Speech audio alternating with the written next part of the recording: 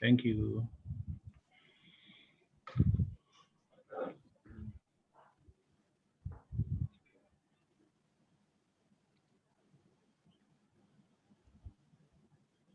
So we're still waiting for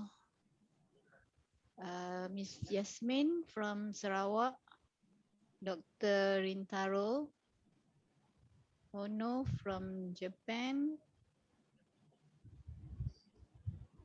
and Miss Zahida from the Icom Pakistan. Belum ada lagi ya? Still have at least another 8 minutes.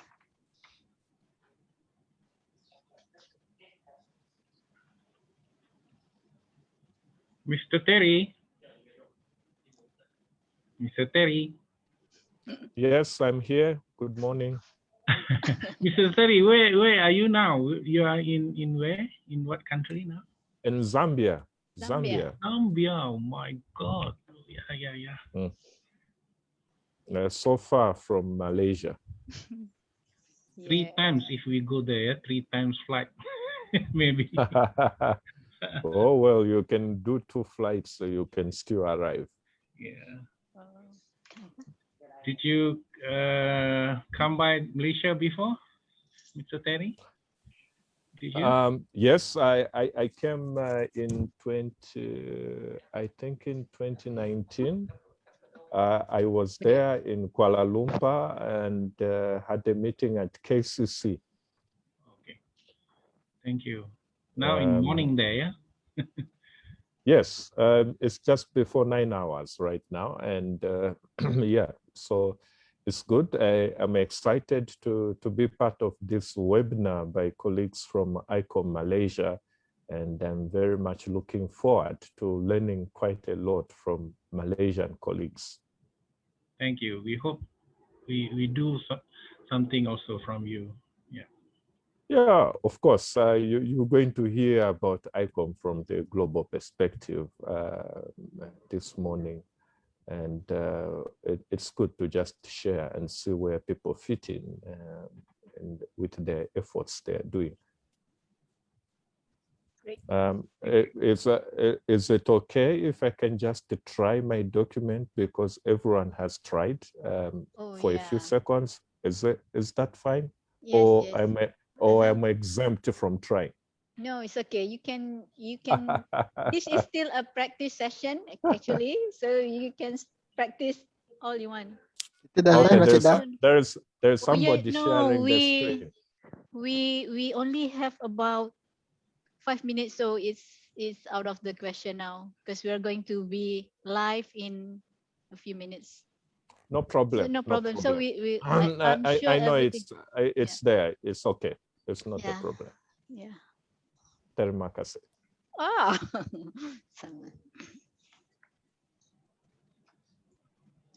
Are we live?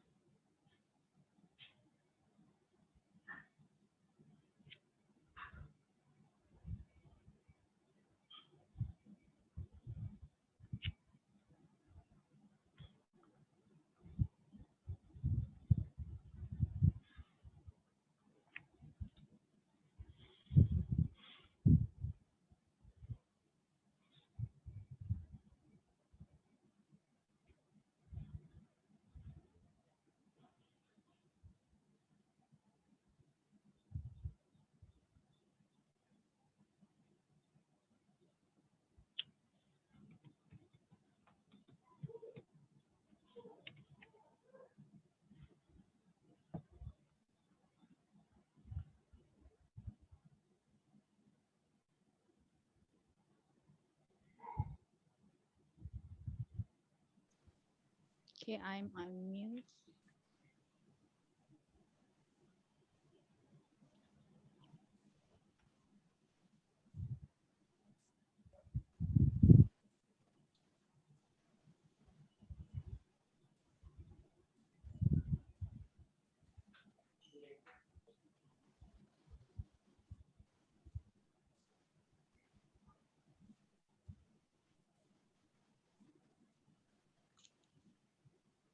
Shall we?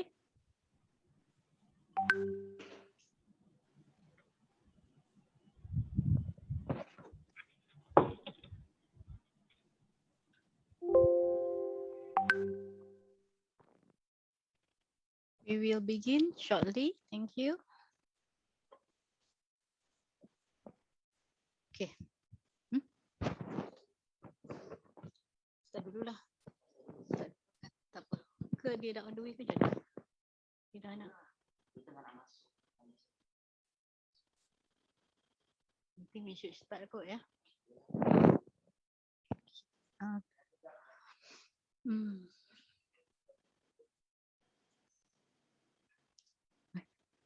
Okay. Saya gambar ni ya. Okay. Bismillahirrahmanirrahim. Assalamualaikum warahmatullahi wabarakatuh and a very good afternoon to all viewers. My name is Daniza and on behalf of the Departments of Museum Malaysia and Icom Malaysia, welcome to the International Museum Day 2021 webinar, The Future of Museums Recover and Reimagine. Our guest of honor, Datuk Dr. Nozari bin Hamad, Secretary General Ministry of Tourism, Arts and Culture Malaysia, Datuk Kamarul Baharin bin A. Kasim, Director General, Department of Museums Malaysia, cum Chair of Icom Malaysia, all the distinguished speakers, Mr. Terry Simioti Nyambe, Vice President of Icom, Ms. Dia Sulistiani of National Museum of Indonesia, Mr. Abdul Aziz bin Abdul Rashid, Museum of Asian Art, University of Malaya, Kuala Lumpur, Mr. Kenny Ting from Asian Civilization Museums and Paranaga Museum, Singapore, Ms. Zahida Quadri, Executive Board Member of Icom Pakistan, Ms. Yasmin Nichols of Department of Museum Sarawak, and Dr. Rintaro Ono from the National Museum of Ethnology, Japan. It is indeed a great pleasure to have you all with us today. We will start our program with the opening ceremony by our guest of honor, and then we will invite our panelists to present their presentation and share with us their experience on the topic, and we followed by a Q&A for discussion. If anyone has any difficulties with the reception, please post it in the chat and our tech team will see to it. If you have any questions at any point during the presentation, please also post it and post the question and we will get to them at the end of the session. To kickstart the afternoon, let's hear a few words from the organizer. Please welcome Datuk Kamarul Baharin bin A. Kasim, Director General of the Department of Museums Malaysia and Chair of Icom Malaysia. Over to you, Datuk.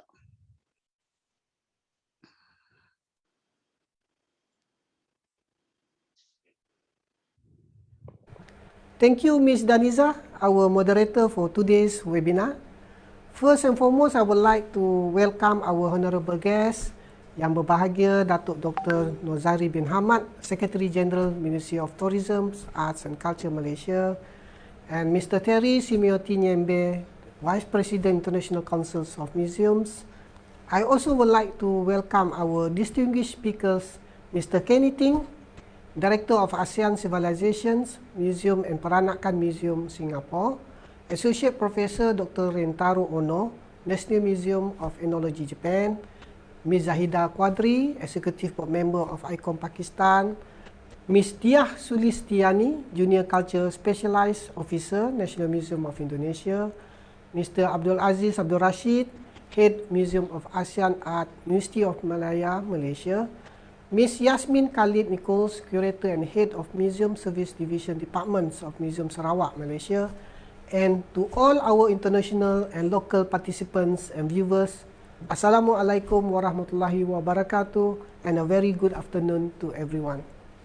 On behalf of Departments of Museums Malaysia, I would like to extend my warmest welcome to all of you to the 2021 International Museum Day webinar hosted by Icom Malaysia and the Departments of Museums Malaysia in conjunction with this year's celebrations of the Malaysia International Museum Day.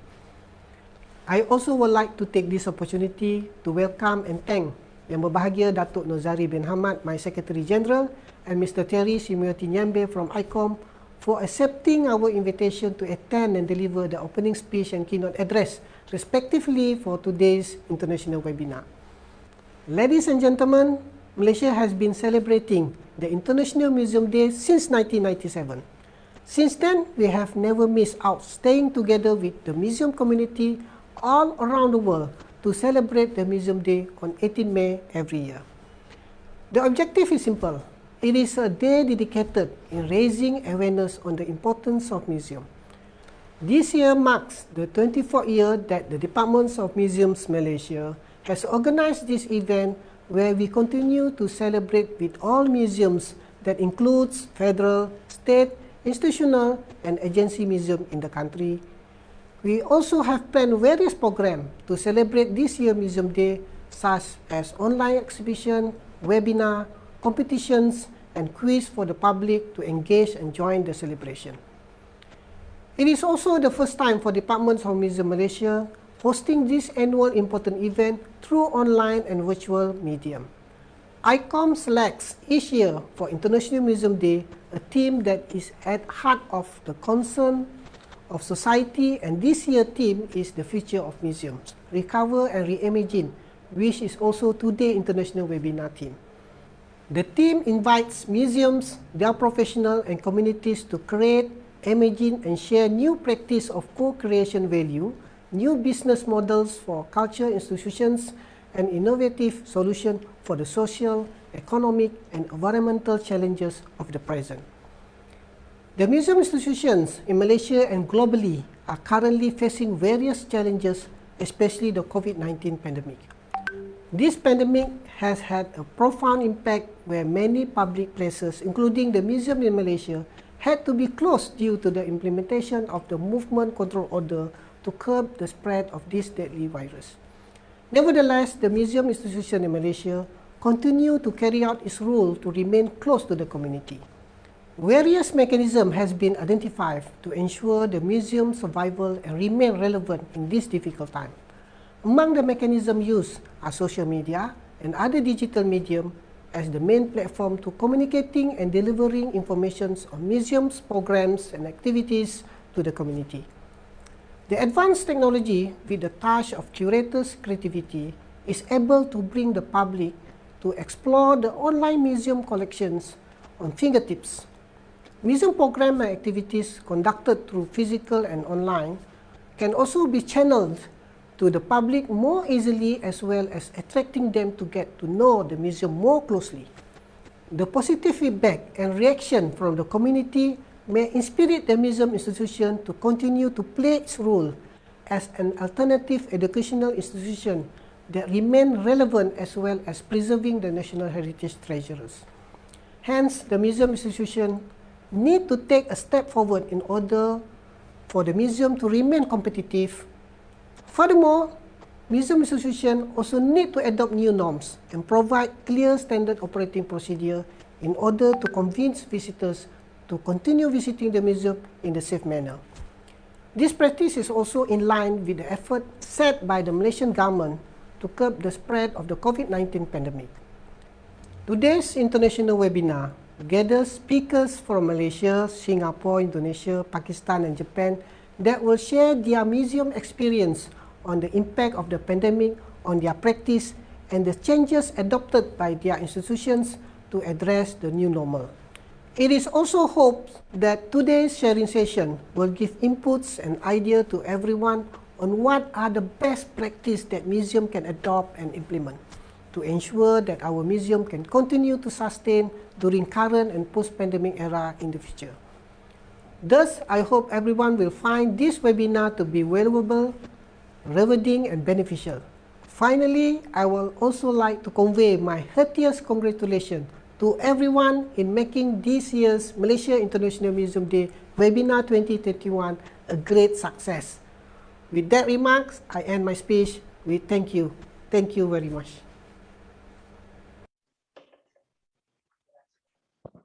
Thank you, Dato'. Well said that. Not even COVID can stop us from celebrating the International Museum Day. So we have, as you can see, we have prepared a lot of programs to be during the celebration. Next, I would like to invite our guest of honor, Datuk Dr. Nozari bin Hamad, Secretary General, Ministry of Tourism, Arts and Culture, Malaysia, to deliver his speech and officially open the webinar. Over to you, Datuk.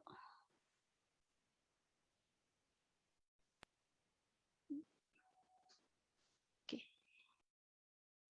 Bismillahirrahmanirrahim. Assalamualaikum warahmatullahi wabarakatuh and a very good afternoon. Yang bahagia Datuk Kamarul Baharin bin Kasim, Director General, Department of Museums, Malaysia, Mr. Terry Nyambe, Vice President, International Council of Museums, Icom, Directors of State and Institution Museums, our esteemed presenters from Malaysia, Indonesia, Singapore, Pakistan, and Japan, and all international and local participants, as well as viewers. Distinguished guests, ladies and gentlemen, first and foremost, on behalf of the Ministry of Tourism, Arts and Culture, Malaysia, MOTAC, I would like to take this opportunity to wish all museum institutions and professionals a happy International Museum Day. I was informed that the museum institutions in Malaysia has been celebrating this auspicious occasion since 1997 with a week-long myriad of activities involving the public. As the Ministry overseeing Department of Museums, Malaysia, it is our responsibility to ensure that all the museum institutions and professionals excel in their undertakings to uphold and promote the field of museology as an important medium that connects people with their history, culture, and heritage.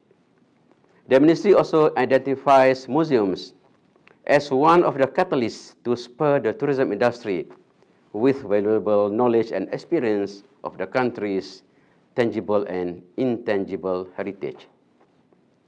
Despite the COVID-19 pandemic, I am glad that we are able to continue commemorating this significant day with our webinar today. In line with this year's theme, the future of museums, recover and reimagine. This testifies our resolve to embrace the new norm and further empower museums as an important means of cultural exchange. Ladies and gentlemen, museums represent the enrichment of cultures, development of mutual understanding and cooperation and peace amongst peoples. The role and importance of museum institutions have become more crucial even they are closed during the Movement Control Order, MCO. As the saying goes, innovation born of necessity, struggling with pandemic shutdowns and loss of revenue, museums respond with innovative exhibits, online program, and safety protocols. Though people may not be able to physically wander the corridors and galleries of our museums, they are able to immerse and participate in online programs and activities organized by the museums. From the public responses gathered by the ministry, it is heartening to note that they appreciate the museum's effort in reaching out and engaging people. Ladies and gentlemen, the ministry understands that much has been done, impacted, and this includes museums' operations. Challenging it is, but I believe we should take this opportunity to think, plan, and formulate new approaches for museums' sustainability, capacity, and relevancy in the future.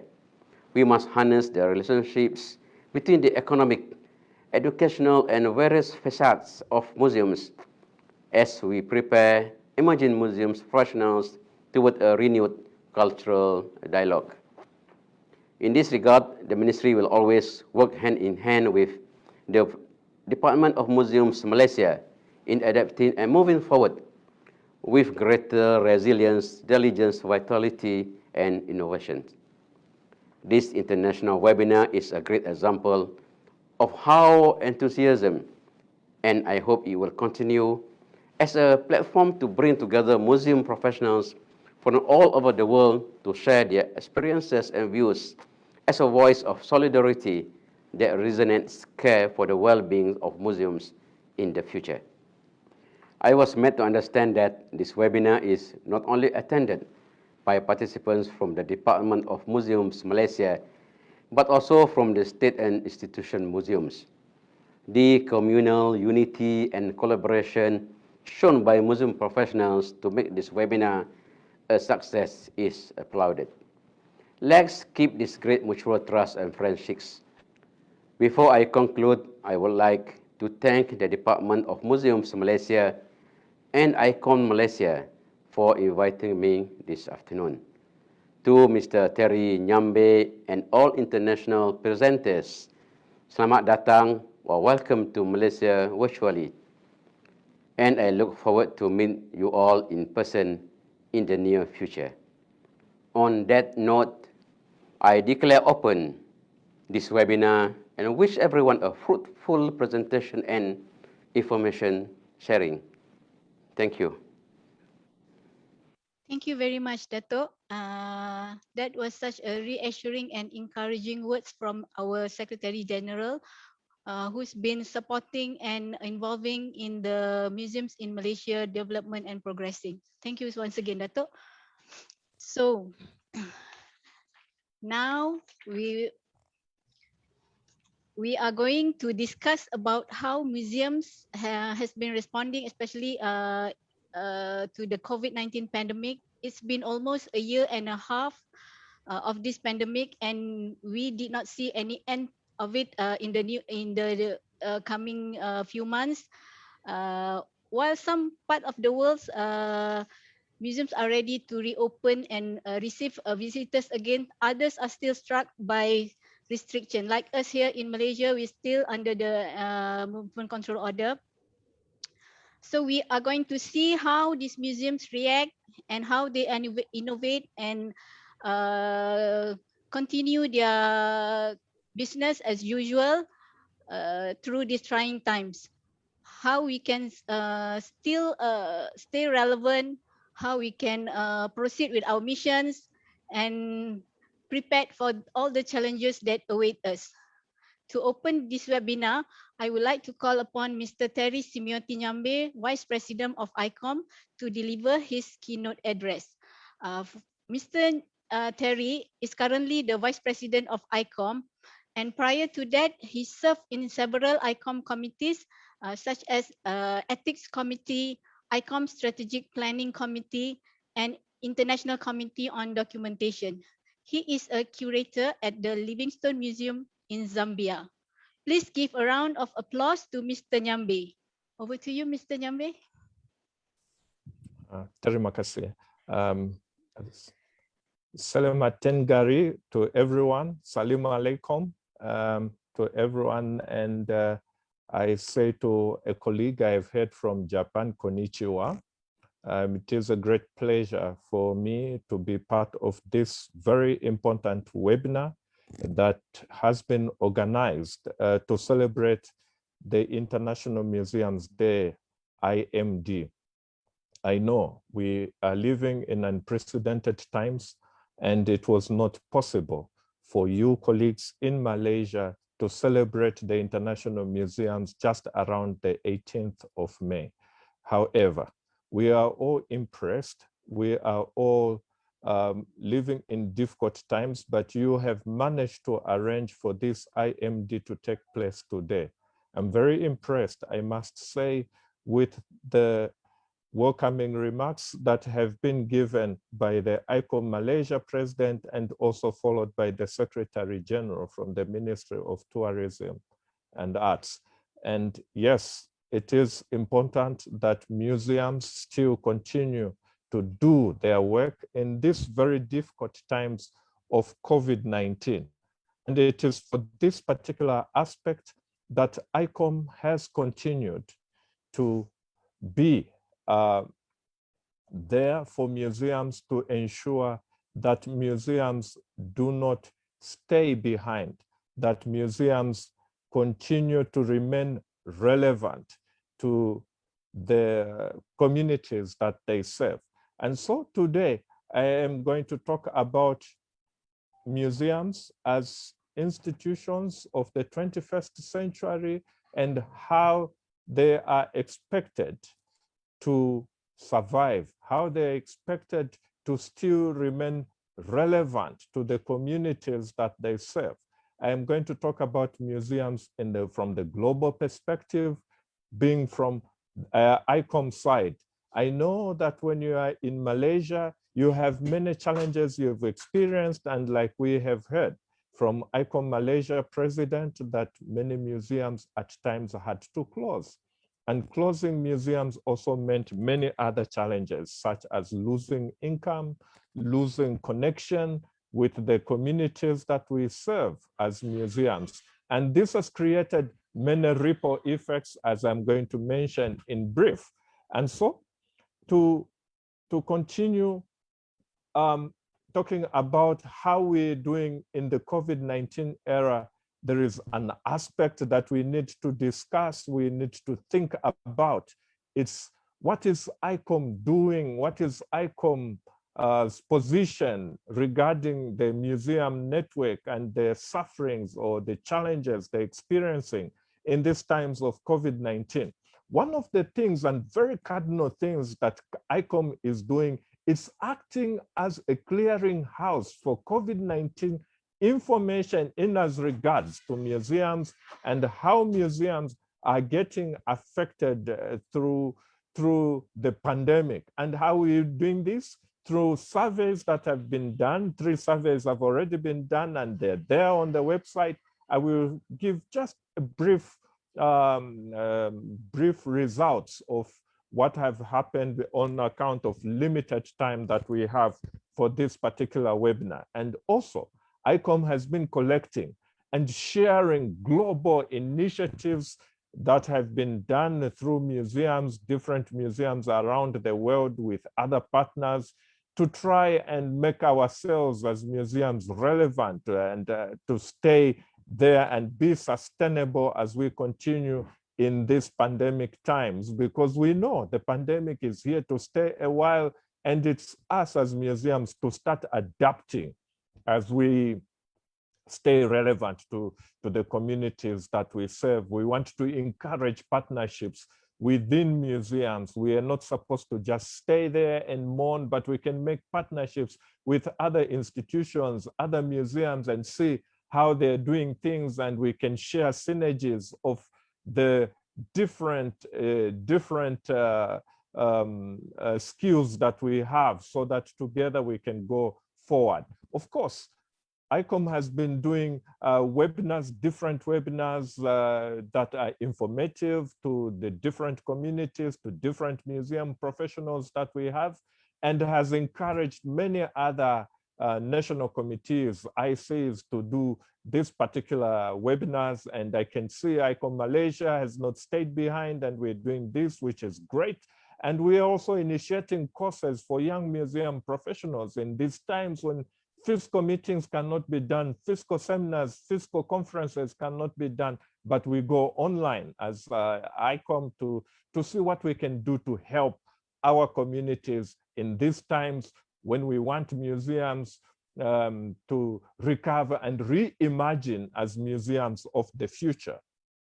So I talked about creating a clearinghouse for COVID-19 information. If you go to our website, icom.museum, you will find a section in there that talks about COVID-19. And there we already started last year to give information how to prepare to reopen, how you can stay connected to your communities, how you can help communities to stay to stay connected and sustainable, community resilience activities, and the different webinars that we have had. I talked about the survey that was done. All the information about the surveys that were done, which were 3 in total, are found there, and you can go there and visit the website and see. So the surveys, what were the goals? First of all, was to identify the primary risk factors for museums that have been caused by the pandemic. And we already talked about the closure, the loss of people coming to the museums, which means the loss of income, and the loss of income can lead to loss of employment of our people. So there is a ripple effect of the pandemic that it does. But we wanted to understand these risk factors, monitor the evolution of the crisis. How do we monitor? By continuing doing the surveys intermittently to see the changes that have been happening. And because the survey was done globally, we also see the changes that were happening in different regions of the world. So just to say briefly, last year, when we were getting into first lockdowns, just about March also, we had many museums around the world that closed, and that was about 94%, 94.8% of museums had closed down. And during the survey, second survey towards the end of last year, many museums had started to open up, and we started doing what we're calling serving the communities under the new normal. And there you see about 18% of museums still stayed closed, and almost 50% of museums were open. And in the third survey, which came around the third wave, mostly for countries in the global north, we see also that 27% of these museums were closed. And this was done just in April, around April 2021. And you still see some museums are closed and other museums either close or open voluntarily. And so there have been different effects that have happened. If you see the table that is just below you, you see in the circle there, you have between 5 to 9% museums, different museums around the world in the different waves that have stayed closed and have either laid off staff in their museums. So the effect has been kind of devastating for many museums. And during the surveys, also we asked a question whether museums had thought of different ways of generating income in the times when the income had dwindled. And many initiatives have been done by many museums, which possibly also could have been with you as museums in Malaysia. Others developed shops online. They expanded their scope of renting. They started to rethinking different things, digital membership programs so that people can pay membership online, to plan for virtual tours, virtual exhibitions, and started to rethink different ways of fundraising resources in the times of COVID. But there is another aspect that has been important, and I'm sure and know that even museums in Malaysia and other places, Pakistan and different countries in the region have thought about, is the changing of the digital strategy of the museums. And during the pandemic, when everyone has been pressed with the effects of the pandemic, people have started to think, how do we change our strategy? How do we change our position so that we can stay relevant to the communities that we serve? So people started to increase either the budget for digital strategy platforms to be relevant, to be visible to the communities that they serve. And we see in the different surveys that people were rethinking their strategies. And there have been fears also of when we reopen, what will happen. People fear that people will not come to the museum because they're scared of crowds, they're scared of hygiene, there will be canceled exhibitions, and all these fears, everyone in different parts of the world have them. And this we keep in mind, and that's why we keep thinking, how do we continue to re-engage our communities? So how do we support community resilience as museums? Here we think as Icom, we set up 8 steps to think about that are laid there. We have to think first of our own staff. We have to care for their health. And we focus on what we do best as a museum and think of alternative ways of doing it. Do we have other ways to do it, new ways? Do we have to revert to ways we did traditional ways if they can work now? How do we monitor developments in our societies? Whilst we think as museums we have no income, we are coming down because we have challenges in the communities. People have lost employment, there is poverty, there is hunger. There are many things that are changing in the society. How do we as museums play a role? How do we help those communities? How do we record the stories that are there to keep them for posterity? It is a thing that we must think about as museums as we innovate to find our position and stay relevant to the communities. Let us listen to the communities. Let us remember that we are not alone experiencing this thing. There is a saying that everyone's funeral is no funeral. And so we have to stay there. How do we learn from what we did in the past? Can it be relevant now in the times of COVID-19? We have to think outside the box. How do we stay as a museum relevant and still continue to document the crisis? How can we capitalize on the experiences that we have in order to push forward as museums? So we have to think all these things as museums, and how do we reach out to the public? And here I will talk, just mention some things that we could think of putting collections online, and there is no fear of putting our collections. Is to stay relevant, show the people what we have and what people can benefit from visiting our museum, both virtually and physically. How can we organize virtual tours, things we have not done? We have many platforms we can use, Facebook, Instagram.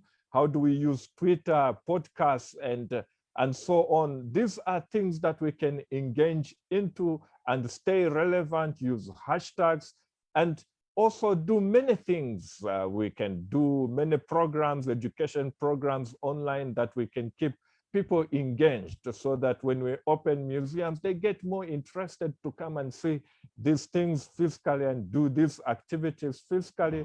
But also it is important for us as museum professionals to check what initiatives are being done by other museums around the world and other institutions that are related to us, what they are doing. Think of other places, archives, libraries.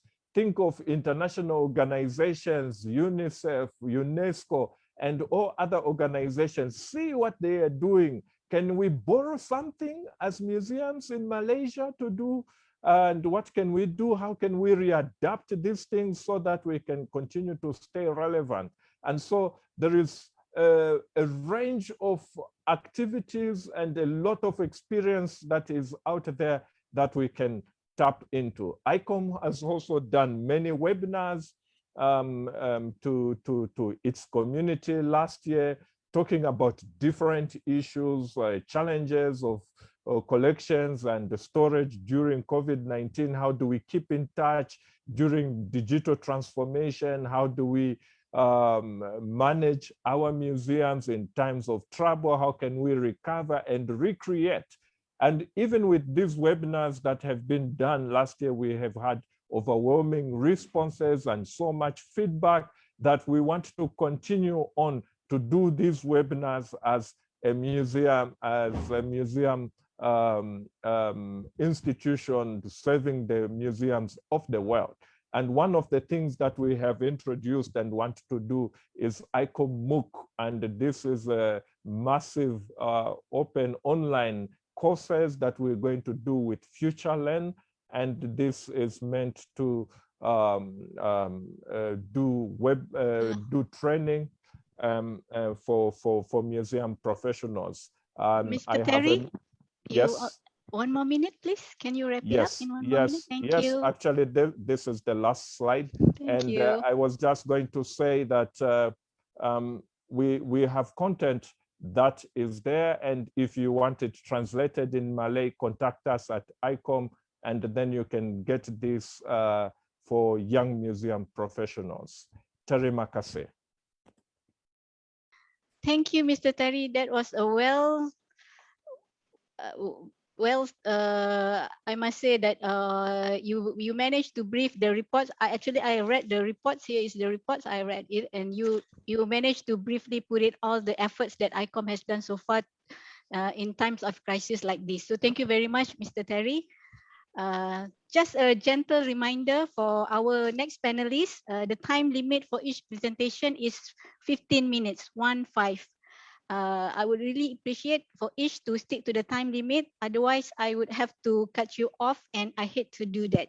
So next, I will call upon Ms. Dia Sulistiani from the National Museum of Indonesia. She will share with us the museum's experience.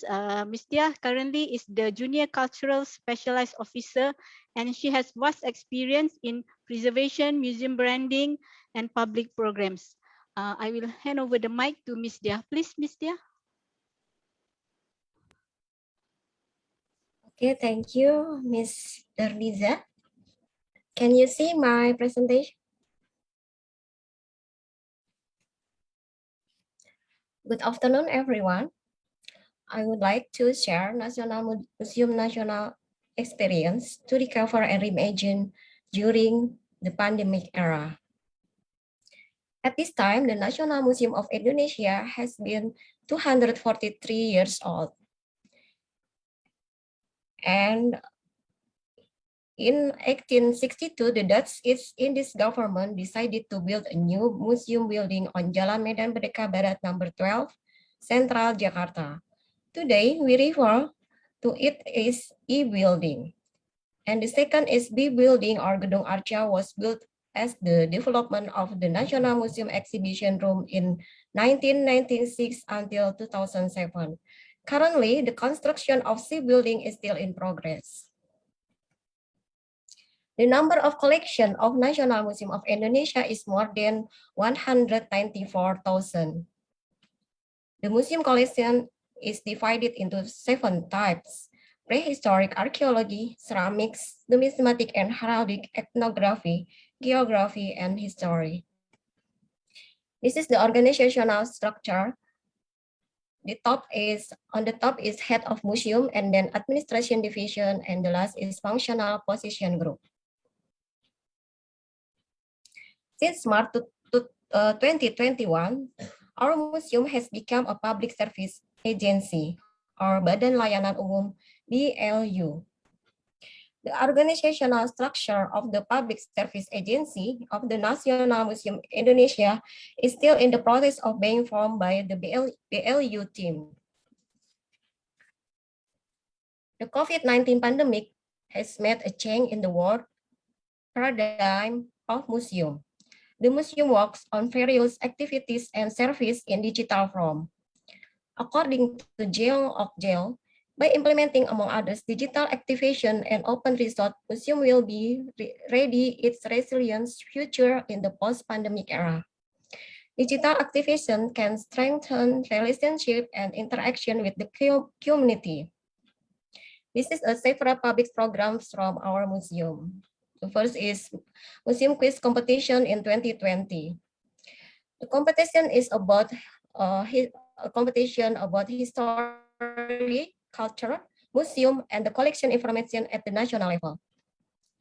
Museum Quiz Competition is an annual activity carried out by National Museum. Usually, it's done offline, but since 2020, activities have been carried out online.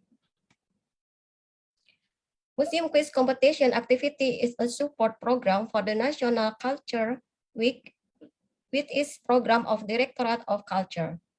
In 2021, before the Museum Quiz Competition activity was held in October 2021, an online socialization of the activity was carried out to participants from all provinces in Indonesia. This National Museum Indonesia virtual tour has been followed by many students, college students, government employees, and private agency staff to introduce history museum on collection information. The activities are carried out using 360 virtual tour application. The reach of visitor is even wider not only around Jakarta, but participants can come from all provinces in Indonesia. Some schools provide electronic placards after the virtual tour is over, and this is the link of the National Museum Indonesia virtual tour. You can click that link. The next activity is the socialization of National Museum of Indonesia as an effort to introduce the history, collection, activities of our museum to the public so that they can know and finally interested in visiting our museum virtually. The socialization activities was carried out online, but by inviting schools from all over Indonesia. This is educates activities related to the world of children, such as learning activities to learn a traditional dance. This activity is collaboration between our museum and the Indonesian Belantara Budaya Foundation atau Yayasan Belantara Indonesia. This is a poster of traditional dance class, such as Katumbiri dance, Kembang Kipas dance, or Pasambahan dance. The poster was published on the social media. The target of the activities is for all ages.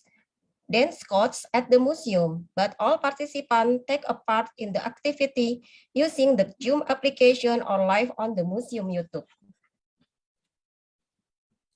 Every dance class activity will have a dance challenge from home.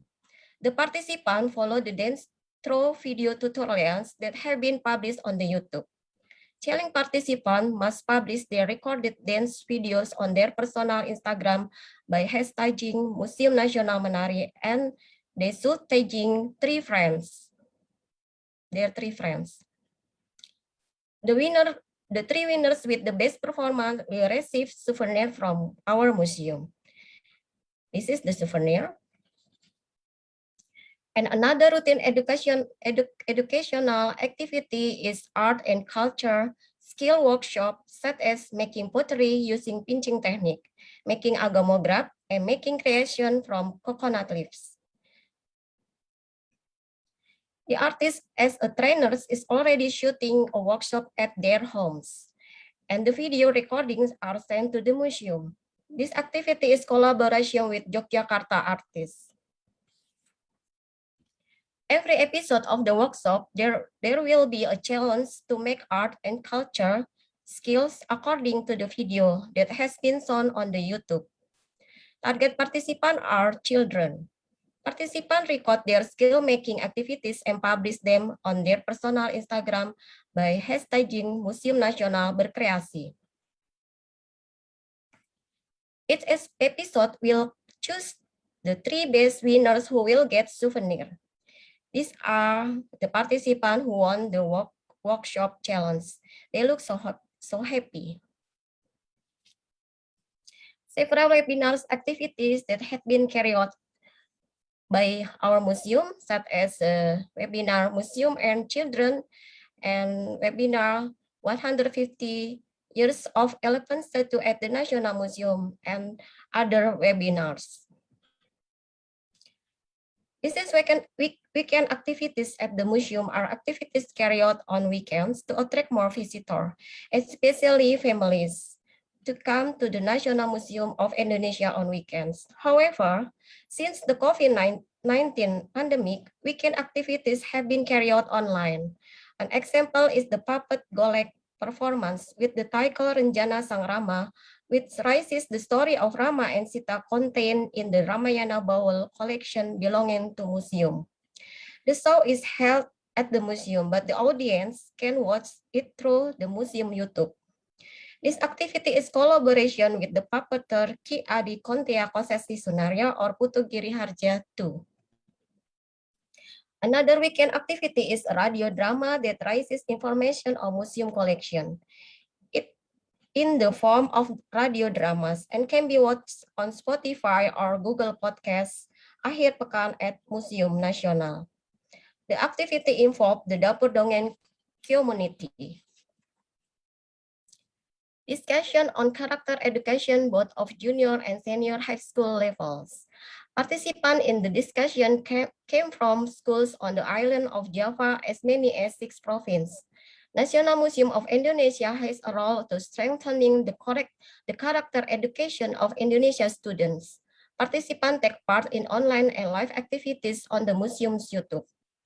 Each school make creation according to the theme that has been determined by facilitator. And the 6 creation will be selected should be presented on the day of implementation. The conservation team will provide education for the people by making videos. The videos are about the restoration of miniature traditional houses. And the second is the use of Decicam for microclimate control and there are many other conservation videos. The video have been published on Instagram and YouTube. Open resource allow the museum to pursue more flexibility in its structure and collaboration in its working model. Google Art and Culture is a collaboration between the Ministry of Education and Culture with Google Indonesia, which contains selected cultural heritage sites, art objects, and museums around the world, including the National Museum of Indonesia. Photos of the existing collection are of high resolution quality, so that visitors can see the detail of its collection display. If you are still curious, visitors can also use Google Street View to explore its room at the National Museum Indonesia. The virtual exhibition activity with the title of the exhibition, namely Prestige of the Prince, was carried out offline and online. Offline has been done by limiting the number of visitors who attend the museum, and before visiting, the visitor must register online by choosing a visit date. The virtual exhibition can be seen on the museum YouTube. Before I finish my presentation, I would like to show a video about National Museum Indonesia, maybe around 1 minute.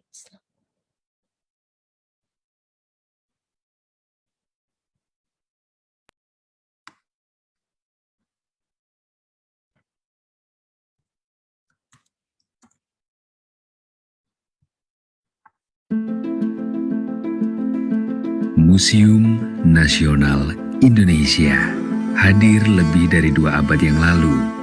Rumah bagi ribuan warisan budaya bangsa. Jelajahi rahasia berbagai kearifan budaya. Berbagai kemegahan koleksi emas bersejarah melengkapi kekayaan Indonesia. Melintasi dimensi ruang dan waktu. Menyusuri masa lalu, masa kini, untuk masa depan. Telusuri sejarah budaya bangsa Indonesia melalui ribuan artefak. Beragam arca melambangkan kekayaan budaya Nusantara yang belum tentu dimiliki oleh bangsa lain. Mari nikmati sejarah leluhur bangsa dari Indonesia untuk dunia. Selamat datang di Museum Nasional Indonesia. Okay, as a closing word, please visit our museum virtually. Thank you. Thank you, Ms. Dia, for such a wonderful presentation, and I'm sure everyone is excited to physically be in the National Museum of Indonesia to see all the wonderful artifacts. Thank you once again, Ms. Dia.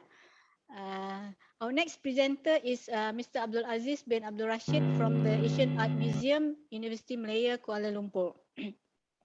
Mr. Aziz is actually, he's a good friend of mine, and we have collaborated in a number of projects, and he has been involved in museum works since 1996. He's also teaching archaeology studies at the university, and currently he is the chairman of My Muse, a network of museums and galleries in public university in Malaysia. His presentation will focus on the potential of small museums to be the future museum. Over to you, Mr. Aziz.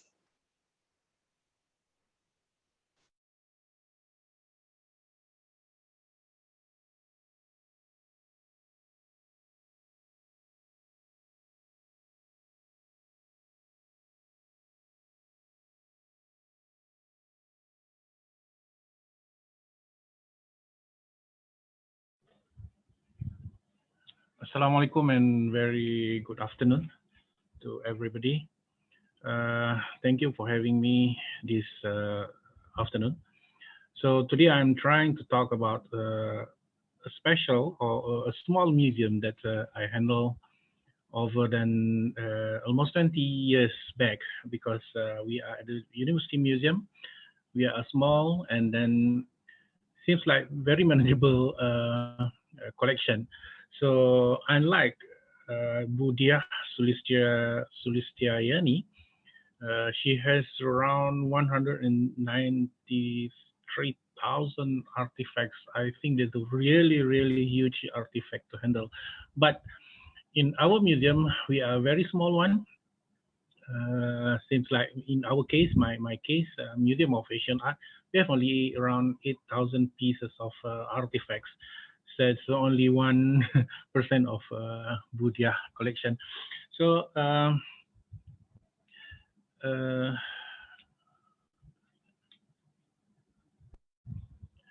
okay, why we consider our museum small? Because our character have an annual budget less than 250,000 US dollar, I think this one.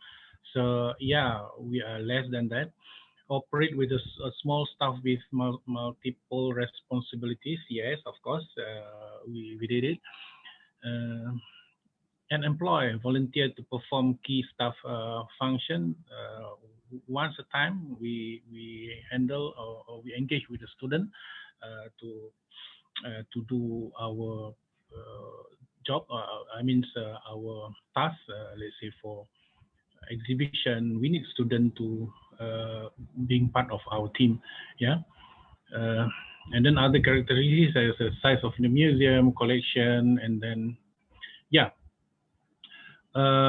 This definition comes from 2007 as a small museum community.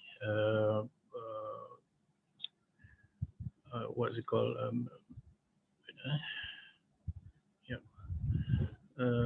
We get it from American Association for State and Local History. So the statement I'm trying to say here is, okay, a university museum considered among the small museum in this country, I mean Malaysia, yeah, viewed from aspect of collection development, funding, function, and their role in the university as well as their core policy. Still need to develop in their potential. And then when the pandemic of COVID-19 hits the world, the challenge in their function are enormous. Therefore, a number of alternative strategies need to be made so that this museum would always remain relevant. So small museum in Malaysia, maybe I'm not talking too much museum or too big area, but small museum in Malaysia, especially for the, maybe frankly to say that for the museum university, they are lack attention given by management, maybe, yeah, because somehow they lack of fun, yeah, they lack of fun, and even the staff also, we are very small staff.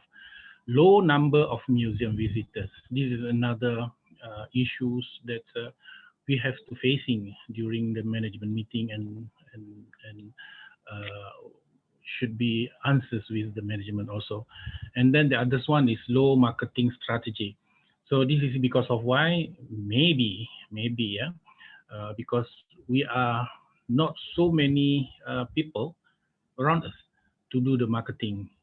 You can imagine in my museum, Museum of Asian Art, we got only 11 staff, only 3 officers, including me, and then the rest is our general workers. So eventually, in case of at the UMT Museum, University Malaysia Terengganu, they handle around 30,000 plus specimen from the ocean. There are only 3 officers there, so 3 staff there to handle so huge specimen in the small museum. This is that's why I say the versus. That's when we go to the Guardian. They give a lot of 10 best small museum, yeah, 10 best small museum in Britain. So you can imagine how out there at the Europe, out of this world, they are very concerned. They are very focused how to make museum, even the small museum, going to be the best. Yeah. Okay. So this is a part of the concern of the small museum. Okay. To make things working and do progress, in 2014, we start a committee. We call it a Committee of Museum and Galleries for Malaysian Public Universities. This is, we try to grouping around 20 of the university in Malaysia, public university in Malaysia, with has their museum and gallery to be one network. Yeah, we share a lot of things, especially in museum professionalism, museum curatorial, eventually the museum staffing issues. So somehow we do also quite challenging. Last 3 weeks we have a special convention. I mean, so yeah, convention seems like convention seminar on the future museum of the university. Yeah. So to go forward, this is my opinion of yeah. We have to reframing organizational models to focus on long-term effectiveness rather than short-term efficiency. Yeah. So we need a long-term, yeah, a long-term plan, and then to make things because you cannot see the result in very short terms. Eh? And then number 2, making interpretation programs, a lot of program, and community engagement. Eventually, for us, community engagement is everybody business. Since 2015, I and one of the researcher, one of the scholar from University Malaya, we do on mass of orang asli or Aboriginal people. So we try to put it in digital forms, and then we are also engaged with them, because a lot of them eventually they don't know exactly the mass, what the function, what the ethic, and what how to do mass among themselves. So we try to give back to them. Yeah. Number 3 is becoming a learning organization. So instead of we receive a lot of visitors, we are going to be a learning organization. Yeah, learning center. A lot of things you can learn from museum. Yeah, nowadays we open up to the digital, to the online, to the museum web. Learn about not just the past things, we are also learning the future, the concurrent situation, learning from the museum. Yeah, and then we share the knowledge. In our case, we share with our university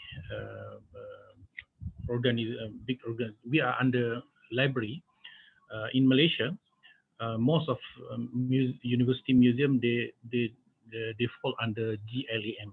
Yeah, GLAM stand for gallery, library, archive, and the museum. So to make people come online, we share our exhibition through our library webs. So student you going to visit the library web, they can they can do some have a lot. They go around with on the web. They can choose our exhibition, our site there. Yeah? And then the curator should do strategic thinking. In this moment, we as a curator should do many strategic thinking to make sure we are relevant. And then for our case, a small museum network should be strengthened, active and proactive. I can show you some of example how network is very important to us. This is the last 2 weeks. This is happened in our university, public university, the Future Museum and Gallery in the public university museum. So you can we share a lot of experience from our curator, from the lecturer, from the researcher. So and then in coming soon, we have to have a very serious discussion about our role, about how to present ourselves as a museum, university, and so on. We are also very keen to international collaboration. This is a case on 2018, which is we have an international collaboration with the Durham University in UK. So this is not just a exhibition, one activity, but we have we got some collaboration after that, including what's it called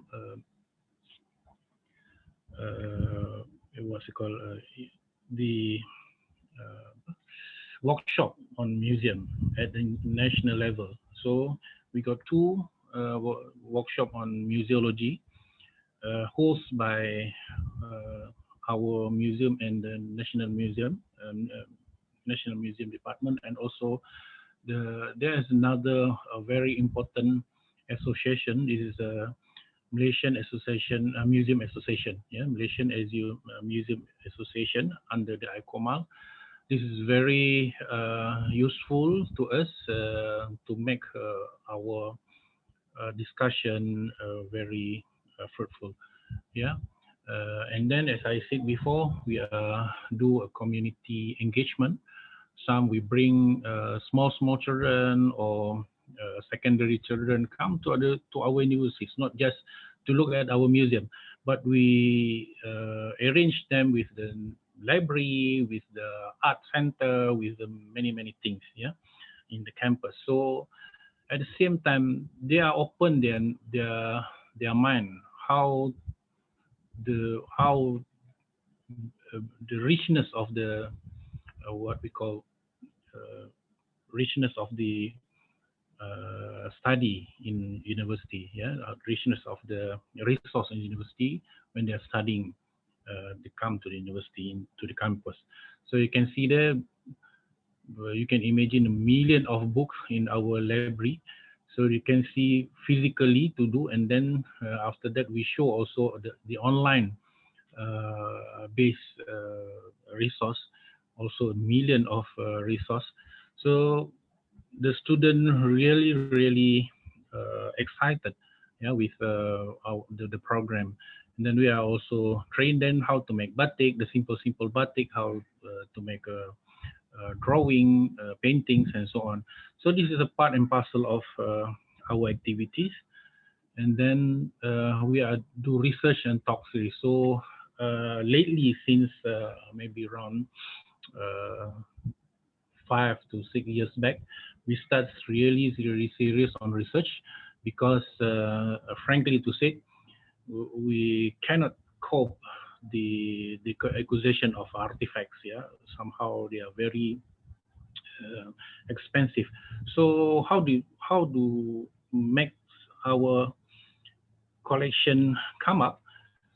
So we do research, and then the talk of series, yeah, and then we collaborate with because we are in Kuala Lumpur. There are a lot of embassy in Kuala Lumpur, so we approach the embassy to have an exhibition with us, to have a series of talk with us. At the left one, this is Unmasked Mahamari Digital Ethos. This is about the mask by Mahamari. So we try to put it in 3D image, and then people can researcher all over the world can access the image. Yeah, and then you can see that the former, I think there is a former, there is no more here, former ambassador of New Zealand, High Commissioner. Aziz, I think. we Yep. have 1 more minute to wrap things One more up. minute. Oh, sorry. Yeah. Okay. Thank you. Okay. Now we are really focused on research. One of our research is on Flips Museum. Yeah, how museum can be the studying. Yeah, how to student from campus out campus to do studying in our museum. You can see there we bring also the small children, the cute students come to the museum. And then they are also we try to put it to appreciate them, how to appreciate from the small student, yeah, small children, appreciate the art. Not so easy, yeah. We are for me, for us at a small museum, collaboration is a key factor. Within next weeks and the next 2 weeks, a lot of collaboration. This one, Asian Heritage, our collaboration with Kongzi Institute in University Malaya. They connect us with the Chinese counterpart in Jingdezhen. This is very significant to us. That's all. Thank you. I give back to Ms. Daniza. Thank you. Thank you, Cik Aziz, for the presentation. Can I just comment that size does not matter, whether you are small or big. So I think we've been collaborating with small museums and other museums. So moving forward, I think we should strengthen our collaborations and widen our networking. Okay, next I would like to invite Mr. Kenny Ting from Singapore. Mr. Kenny is currently the Director of Asian Civilization Museums and Paranaga Museums in Singapore, as well as Group Director of Museums of National Heritage Board. Mr. Kenny's interest in Asian history, culture, and heritage has led him to author 3 publications so far. He's also active internationally as he's a member of steering committee of Red Sea Museum in Jeddah, a member of International Advisory Panel of Center for Heritage Arts and Textile in Hong Kong, and an executive member of Asian National Museum Association, ANMA. I hand over the mic to you, Mr. Kenny. Thank you so very much, Ms. Danita. Let me just share my slides.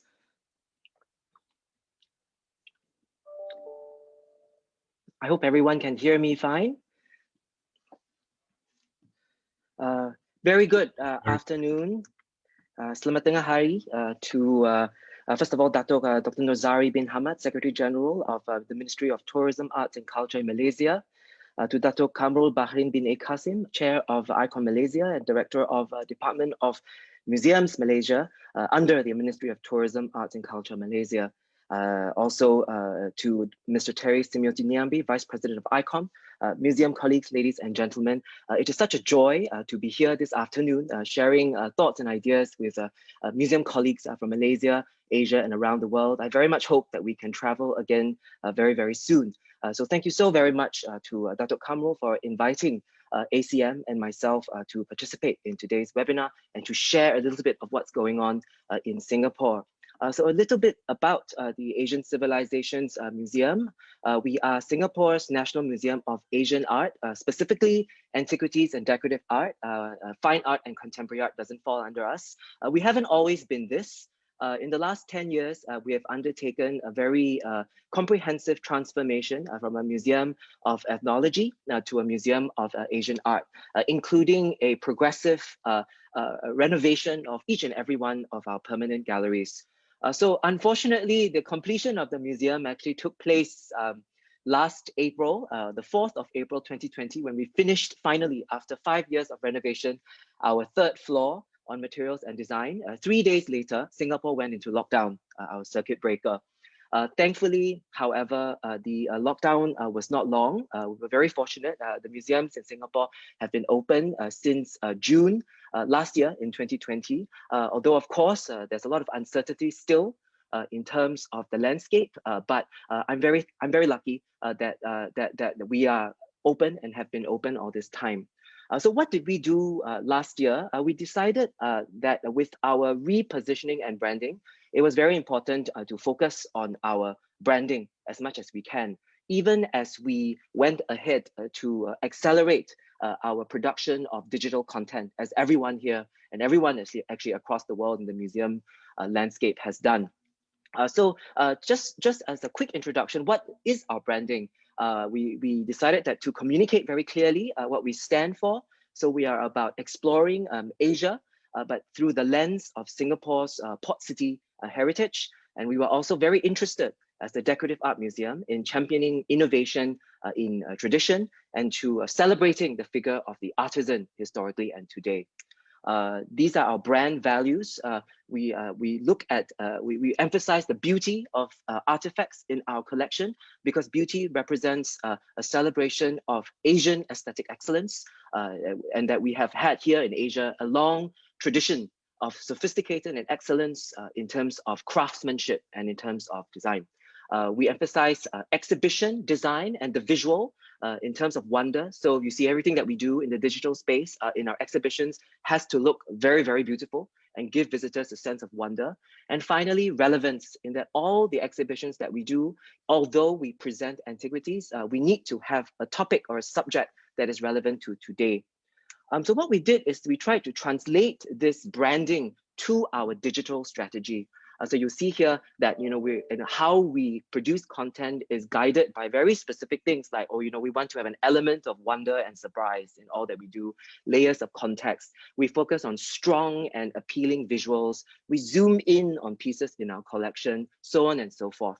And we applied this to a range of digital platforms. So we tried everything, putting our conferences, our programs, festivals, tours, galleries onto the virtual space, introducing chatbots at the museum, having conversations with the public over Zoom platforms just as this. We're particularly successful with our Instagram because of its sort of visual and colorful nature, to the point where the New York Times pointed out last year in November that this was one of 5 art Instagram accounts to follow across the world. So the digital space has very much been focused on furthering our brand in the space of digital content. Not to mention that traditional exhibitions and collaborations did not take place. We're very lucky that we had a collaboration with China, the Shanghai Museum, and we were able to have an exhibition travel to China in September in the midst of the pandemic. to take place there. But since then, it has been tremendously challenging having any sort of international exhibition exchange, and we have had to really shift our emphasis in all of their exhibitions. So just some statistics in terms of how we were impacted. Our annual visitorship in steady state for both museums is about 1.2 million. Last year, we had less than 200,000 visitors. So we had a huge plunge in terms of revenues for the museum. Thankfully, however, we had great support from our government, as well as from our board and our patrons and donors who came in to support where there was a gap in terms of funding. On the other hand, we saw great increase in our digital reach because of the programs and activities that we put online, even though we had no major blockbuster exhibition. A lot of it was cancelled or postponed, but we still saw a huge increase in our digital reach because of the digital programs that we had. Looking ahead for 2021 and beyond, what is our focus? Is two things: to focus more on our own collections and to focus more on Singapore-related content, because there will continue to be difficulties in terms of travel for both collections and people internationally. And as everybody has already acknowledged, how do we bring the community into the museum? So this is one example of what we did. We had an exhibition that had to be postponed at last minute last year in November. So instead, we did an own collection show, but in a very different way. So every piece in this particular exhibition that opened in December last year and went till February was pieces from our own collection. But what we did was we had individuals across the museum pick these pieces and share their own personal reflections as to why these pieces were so important to them in this very challenging COVID year. So if you see on the captions, aside from the historical details, you also have the actual words that people said and shared about these pieces in our collection. Of course, the design was beautiful. It has to be because that's one of our brand promises. We also had the digital component in the show, where anyone to the show was invited to also pick a piece from the exhibition and share their own personal reflection also through this QR code on this online platform as to what their thoughts were of this particular piece. The exhibition sparked other collaborations. We collaborated with our religious elders in Singapore. We have this organization called the Interreligious Organization that celebrates religious harmony. In this picture here, you see our venerable Parsi high priest speaking about one of the pieces in our collection and its links to his faith as well as to his family. And so we worked with all our religious elders to release social media videos as to how pieces in our collection actually speak also to their faith and their communities. Separately, we worked with the Mandarin speaking volunteer community who are working on a book on our collection. It will be our first publication in Chinese on our collection, and is done in partnership with the local Chinese newspaper daily. So everything that we're doing now has this element of people in it. The exhibition that we have on right now is a collaboration with Japan, celebrating 55 years of diplomatic ties between Singapore and Japan. It features not only traditional Japanese woodblock prints, but also the contemporary photography in Japan of Singaporean celebrity fashion and portrait photographer Russell Wong. So in this way, we also celebrate living and master artisans. In the meantime, we are partnering with the local fashion industry and community to celebrate Singaporean and Singapore-based fashion designers. So with the industry association, we have this program where locally based designers are invited to come into the museum. I open up our vaults for them so that they can be inspired to create new fashion collections inspired by our collection. This is essentially the National Fashion Design Competition.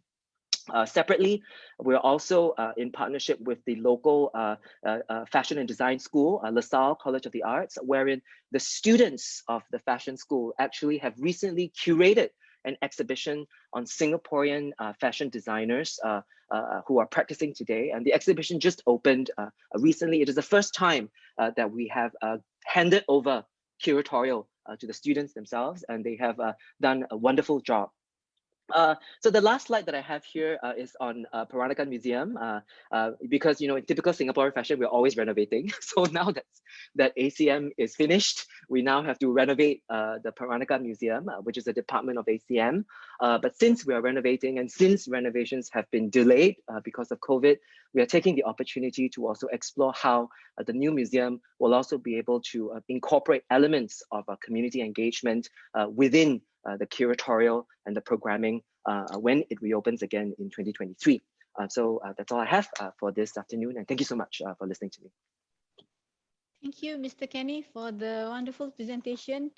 And I hope everyone can follow Mr. Kenny's ACM's Insta account so that we can see all the wonderful things about the museums. Thank you once again, Mr. Kenny, for your presentation. Our next guest is Ms. Zahida Quadri from Pakistan. Sorry. She is an executive board member of Icom Pakistan, and she's an archaeologist and museologist by training, and currently she's attached at the Department of Culture, Tourism, Antiquities and Archive, Government of Sindh, Pakistan. Apart from that, she's also the editor of the Sindh Antiquities, a research journal. And she's very passionate about sustainability and the SDG. She will share with us how museums can collaborate and contribute to achieve these goals. Let's hear it from Ms. Zahida. Hello, everyone. I hope you can listen carefully. Is it fine? Yes. Can you hear me? Yes, you can hear you. you. Thank you so much.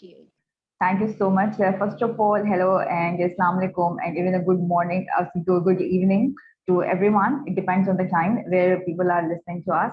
And thank you for having me. It's really a privilege to be a part of this very important discussion. I hope you all are doing well, safe, and have done with your vaccination, which is indeed very necessary.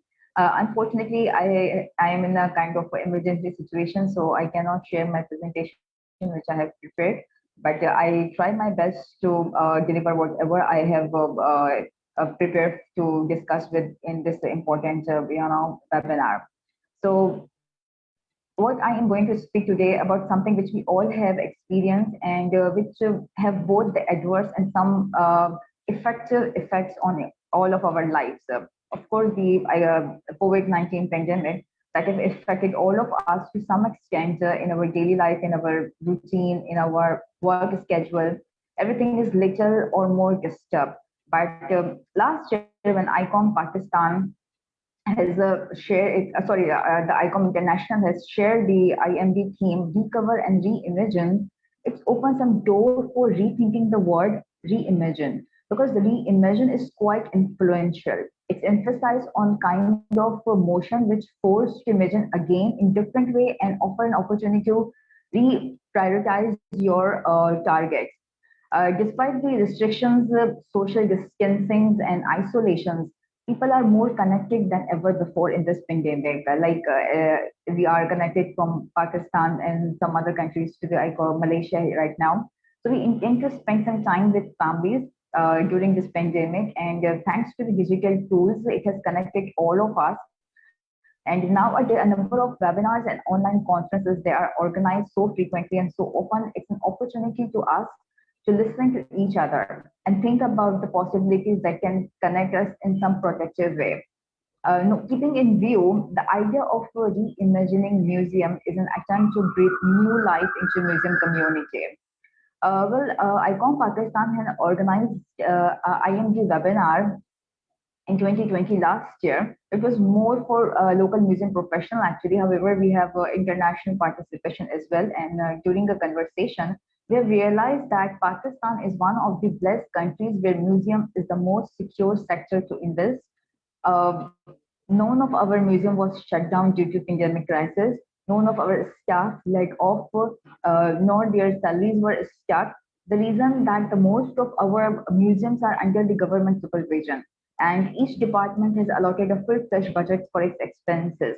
And that gave all of us a thought that this sector, which is most secured, is most neglected as well, because it has not been a part of any government policy yet, unfortunately.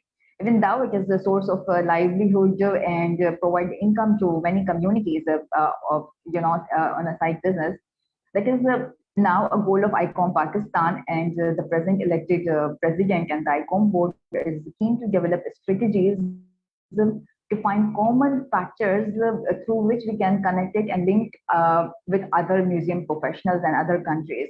The SDG goal 17 partnership is very important and even very helpful for all of us if we already wanted to achieve SDGs till 2030. Well, we are speaking about Pakistan and Malaysia. The two countries have several things in common, where the museum sector of two countries can collaborate for cooperative museum display. Cooperative museum display is something which take a form of exchange of exhibitions or something. I discussed with you a trade theme in context of a recent virtual conference that Icom Pakistan has organized in collaboration with Icom Mongolia and Icom Kazakhstan on Silk Route heritage. And during this conference, we have come to know about many aspects where different Icom communities can connect it together on, and they can even achieve most of the SDGs. I'll give you an example. For example, when we're talking about Pakistan and Malaysia, the two countries can develop a wonderful trade link via museum on sea trade and maritime Silk Road. Like the port of Malacca in Malaysia will be useful and wonderful link in this regard. It was the main port for tin and spices, and using a trade as a display and cooperation at a museum level will get a major joint governmental response. The museum sector of two countries can play a great role in jointly initiate a maritime Silk Route, as one of our speakers said, that we need to think outside the box. The other potential field for collaboration is textile, especially the traditional lace work, which is equally common in Pakistan. By holding exhibition first and then exchange the expertise and traditional techniques by organizing workshops, we create greater interest in the textile art by displaying a variety of lace and art textile. This practice will not only provide good and affordable market for community that belong to this specific field and bring them in a museum world, but it will connect the fashion industry of two countries, designers and art and design students. So the new and innovative designs may emerge as the result of joint project, which will serve as SDG goals 8, like decent work and economic growth, and the goal 17, of course, partnership. And these are projects that not need huge funding or years-long planning. It can be done very easily, and it's a need of time to act now. So these activities will open the door for museum tourism as well, which I will come later on. We will discuss it on. Similarly, another thing which we can connect two countries and the museum community is basket weaving. It's another potential artwork to connect community and trade industries of two countries, because it's equally, practicable in Pakistan and each provinces of Pakistan. Sindh has its own culture of basket weaving. Punjab has its own. KPK has its own. So every has a different kind of innovative culture of basket weaving. And the important thing that if it's unfortunately is not much practice. People are very much used to of plastic bags, but if this is in practice via museum community, then we can easily replace the plastic bags with these traditional and more sustainable products. And it will be the best option for the two communities and potential hub for for making a trade and generate income for with the museum platform. Another thing is the religious tourism, as both countries are sharing religious ties. There are several Buddhist sites in Pakistan that will be also great interest for students and scholars, and the ancient Buddhist Hindu temple. And then we have an early Islamic site here in Pakistan, which if we students and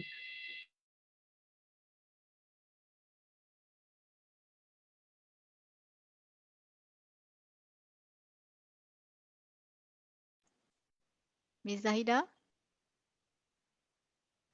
Ms. Zahida, I think we just lost connection, but we'll try to see to it how.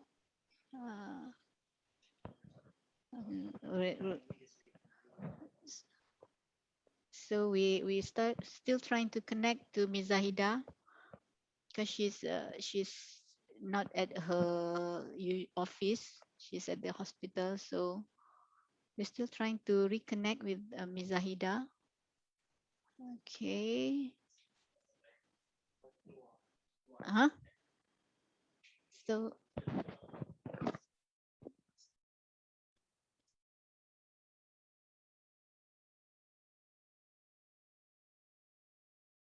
okay. So I think we cannot get through to Ms. Zahida at the moment. We'll proceed with the next presentation so that we don't waste any more time. We go to Miss Yasmin Khalid Nichols from the Sarawak Museum Department. She's the curator and head of Museum Services Division, and her presentation will focus on artifacts and digital experience at the new Borneo Cultures Museum. And she will share with us the experience of the content development and digital experience and artifact stories. Ms. Nichols has worked extensively in research, education, and exhibition on numerous occasions. So I think this will be an interesting one. So please welcome Ms. Nichols. Over to you. Very good afternoon. I hope everybody can see my slides and can also hear me. Yes, we can hear you. Okay, and great. Your slide also. Okay, so a very good afternoon to the distinguished guests and my fellow speakers, and also to the webinar participants. Thank you so much to the Department of Museums Malaysia and Icom Malaysia for giving me this opportunity to be involved in this webinar and to share my experiences with my museum colleagues. Before I start, maybe just a little bit about my background. So I actually specialize in exhibition content development for museums. So this is what I love to do and what I have been doing now for quite a number of years in my career. Okay, so this afternoon, my presentation is based on my experience of developing the permanent exhibitions for the new Borneo Cultures Museum. In particular, I wanted to share my experience of developing the digital experience, or in other words, the digital interactive displays. So I chose this topic because I felt it was very relevant actually to the theme of the future of museum, recover and reimagine. Because for this exhibition, essentially that's what we had to do. We had to reimagine the way that we tell the stories from our collections. Also, the challenge that we had was to, sorry?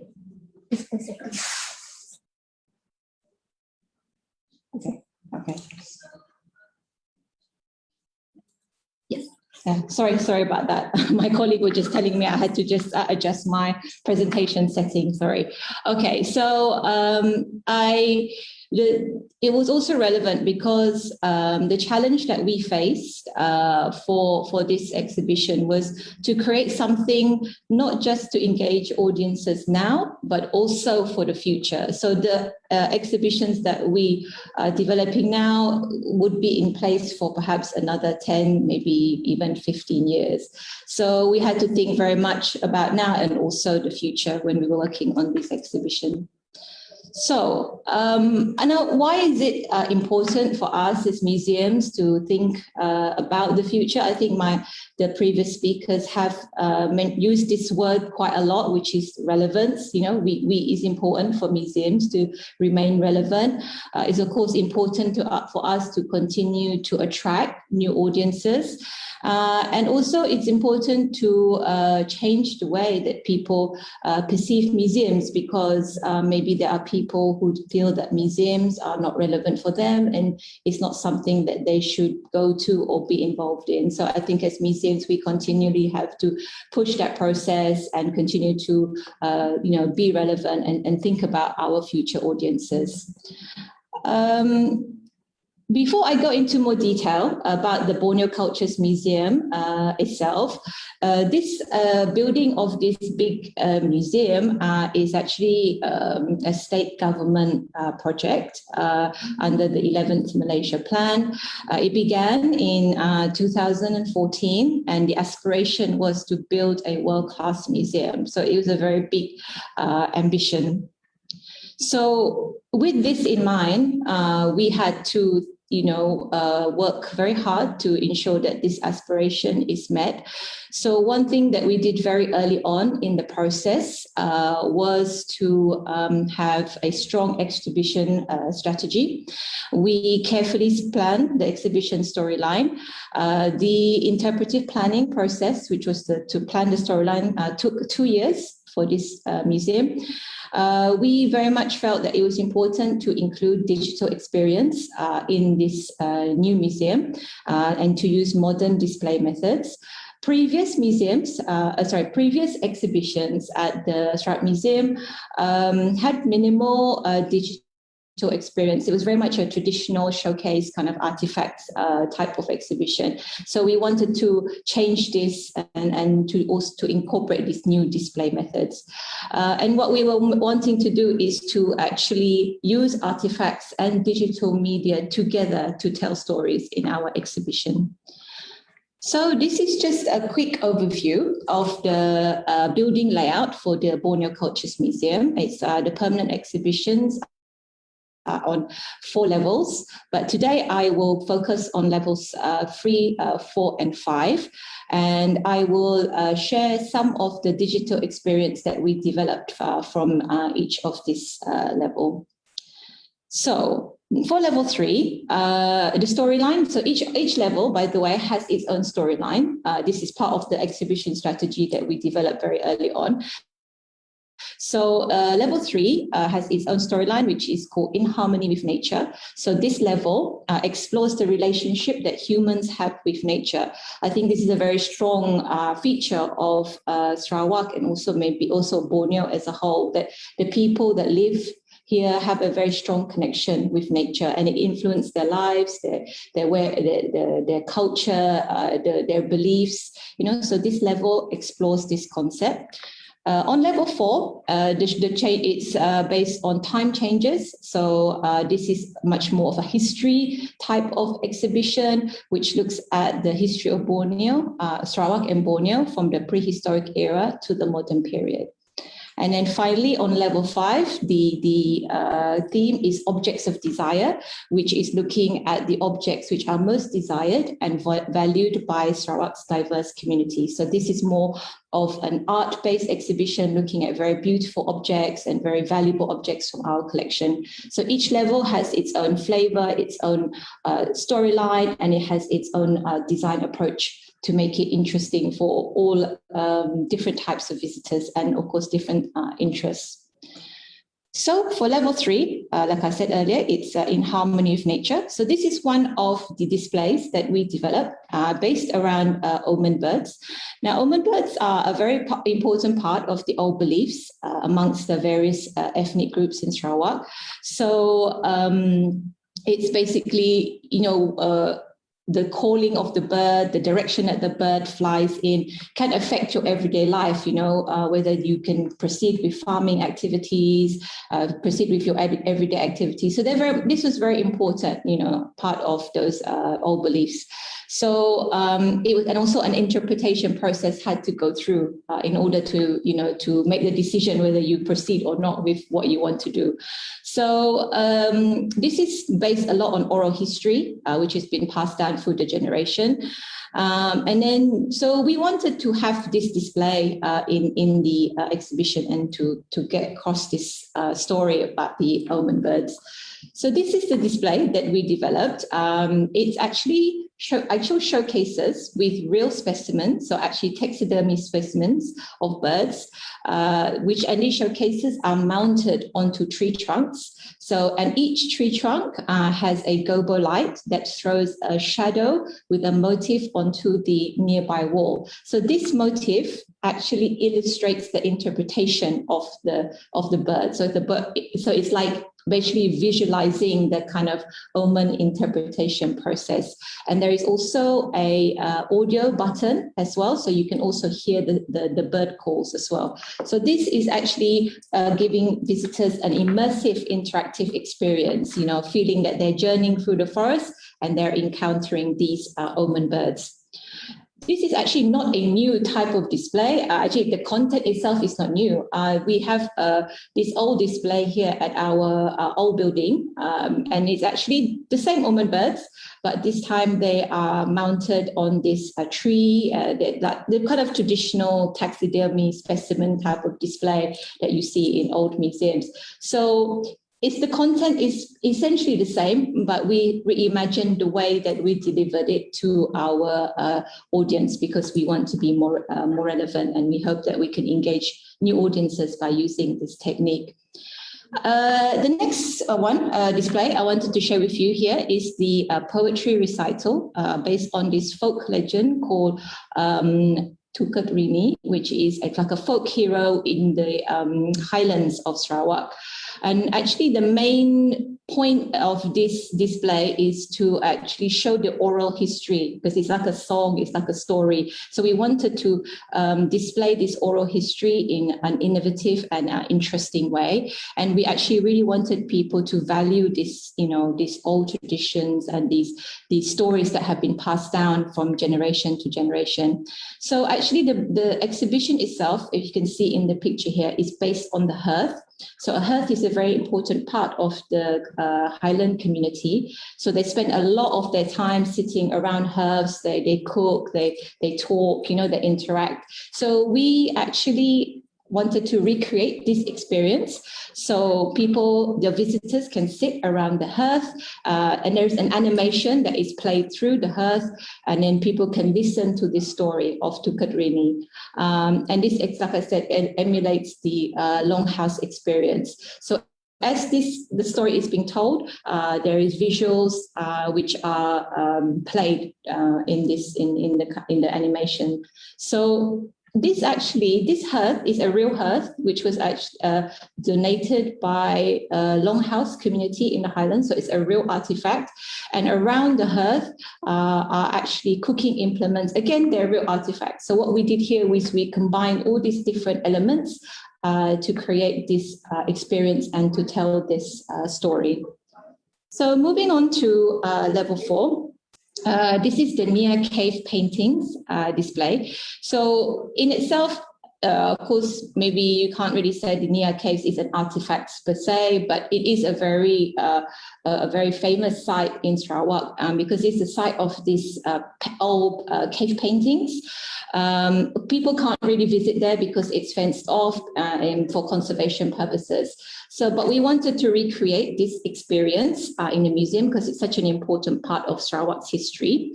So what we did was we recreated an immersive cave experience with animated cave painting. So when you can actually touch the cave paintings, and then some visuals will come up and it'll pop out and give you some information about the painting. So we want people to actually learn about these paintings. Once again, like the Omen Birds display, this is not new content. This Nia Cave has been actually displayed quite a number of times over the years and have proven to be a very, very popular display with the visitors. We've had an old display at the our old building that you can see in this drawing here is a hand-drawn floor plan. And these other photos are from our Dewan Tun Razak, which actually was demolished to make way for our new Borneo Cultures Museum. So the content, like I said, is essentially the same, but the approach that we take, we reimagine, we rethought about it, and we made it more relevant for today's audiences. Now, finally, on to level 5, we have these beads and ceramics interactive map. This is a display where we show how far all these beads and ceramics have traveled to reach Borneo and Sarawak. And the fact that they travel so far makes them such valuable objects. So we created a interactive relief map on which is there's a projection on the wall. So in front of this this map, there are replicas of objects in the gallery, beads and ceramics. So when visitors touch the replica, then it will activate the map and it will show the journey that that object took to reach Sarawak.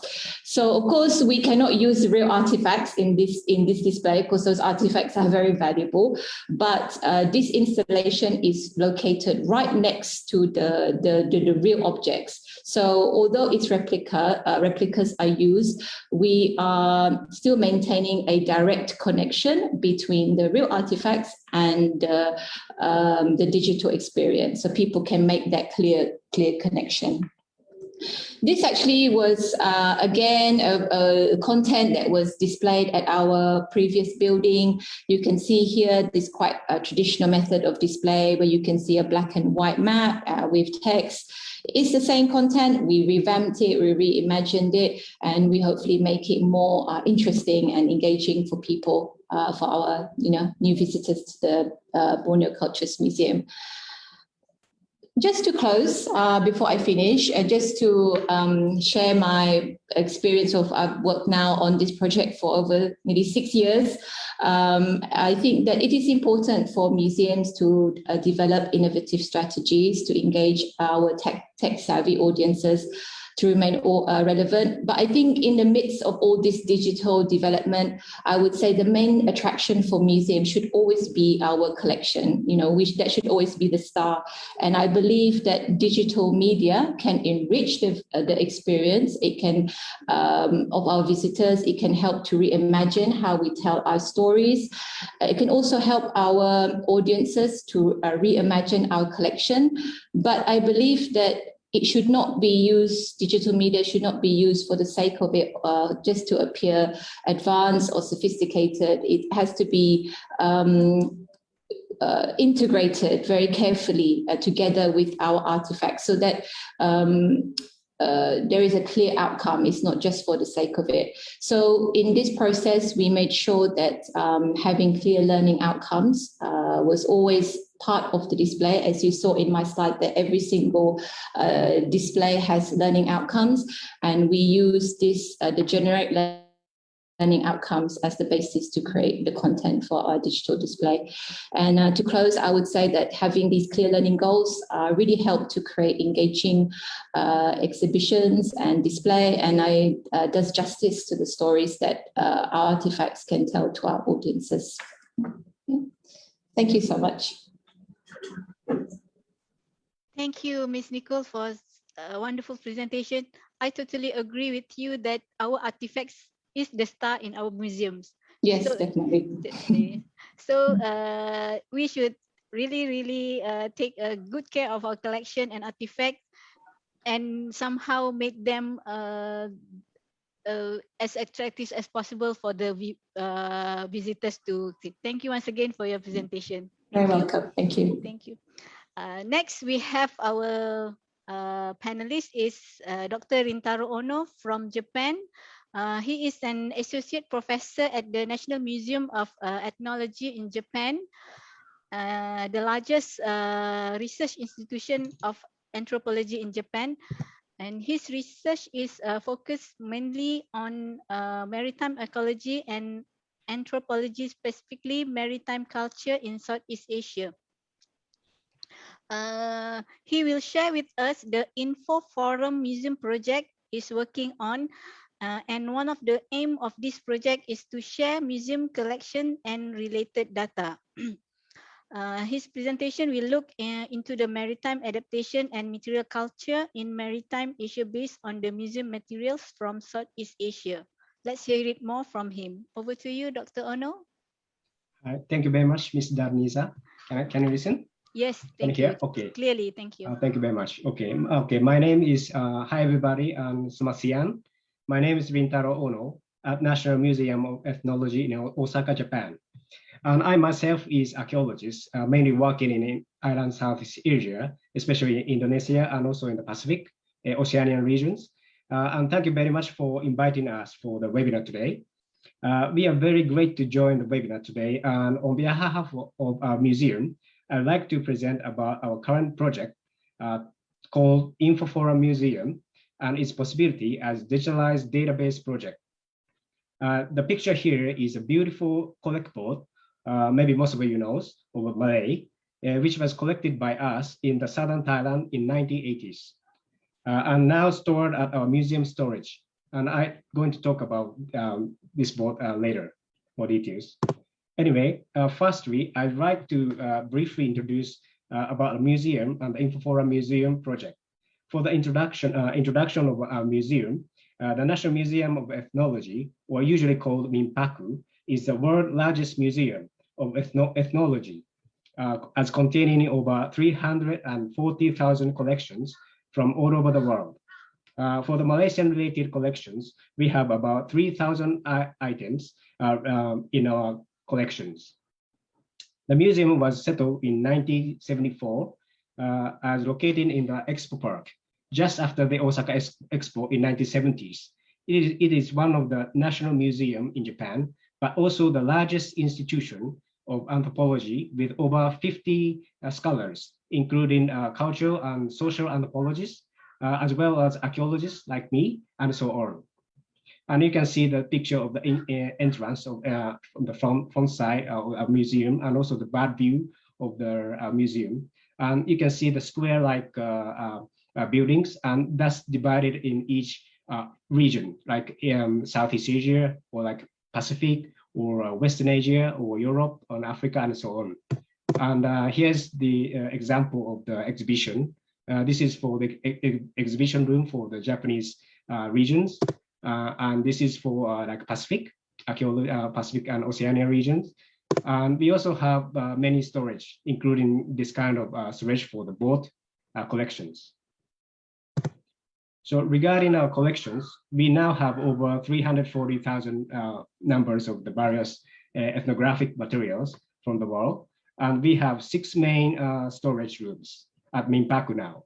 And you can see some of the examples like here. And we also have a lots of more collection in storage rather than in the exhibition hall as usual. And you can see many kinds of collections there. And we also have over 100 numbers of boat and canoe collections from all over the world. And 6 collections are from island Southeast Asia and 10 from Oceania. And 2 are related to the Malay culture, as like a collect board, and also the Petra Indrabad board, as in here. But both of them are unfortunately in the storage, not in the exhibition room now. So next about the InfoForum Museum project. Museum of MIMPACU has been devoted to research on ethnic cultures and also to collect ethnocultural materials and information over 40 years. And we consider it is time to share such intangible information and practice as cultural resources of the world to future generations. It is also required now to conduct international collaborative research based on diverse cultural resources held by MIMPACU and also our partner organizations. So based on such understanding and concept, we started this kind of project since 2014. So under this InfoForum Museum project, we now have 3 long-time scale projects, three long-time scale, like 3-4 years project in here. And myself headed one of the project titled Maritime Adaptation and Material Culture in Maritime Asia, based on the museum materials from Southeast Asia since 2019. And this year is the last year of this project. So I'd like to introduce the current outcome of our project and discuss future perspectives of such project and also for possibility of future museum. So this is the project I'm heading now. But just for your reference, I also like to introduce some of the past 3-4 years project. It's already done. And we also had InfoForum project about like Native American tribes collections, and also the materials culture in Taiwan, and also like Ainu collection in Japan. for examples. So, and if you have any more interest on this project, please check the website here for more details. And this is all accessible by online, also for the database we made for in terms of these projects. Anyway, back to my own project as Maritime Adaptation and Material Culture in Southeast Asia. Our goal of these projects are mainly three. Firstly, creating an online digital database of our museum collections related to maritime culture in Maritime Asia and Oceania. And secondly, developing academic and museum networks between Mimpaku and other regions in Southeast Asia and Oceania, especially in the island Southeast Asia. And finally, or thirdly, planning of new research and exchanging of knowledge by holding workshops and symposiums. And regarding the third goal of this project, we have planned to have international workshop every year during this 3 years project. And the first international workshop was held on February 2020 in Osaka, just a few weeks before the pandemic of COVID-19. And it was very, very lucky to hold this workshop as on-site. And we could invite a total of 9 specialists from island Southeast Asia, including 2 specialists as Dr. Rohaizat and Mr. Nasru from Malaysia. And as you know, Mr. Nasru is from the Department of Museum, Malaysia. It is great to have this workshop as on-site because we could directly check our museum collections and re-evaluate them with the specialist. Unfortunately, after the pandemic, the second workshop was held as online last February of this year, and we only had some presentations and online discussion. But we now plan to publish some of our outcomes in this year as well. So that's the picture of the first workshop we held in 2020. And you can see like Dr. Rohaizat and Mr. Nasru here, and also our director, Professor Yoshida, just in front of the TV on the left-hand side.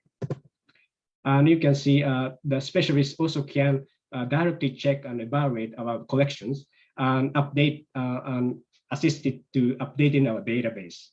And that's very, very great. So here's the specialists from the Philippines and also from Indonesia. And they check about 1 week to do this workshop. And also regarding the first goal of this project and digitalizing our database or museum collection, with the most important goal of InfoForum project as well. And I'd like to briefly introduce the current progress of our online database of this project. So the main entrance page of this database is shown as here.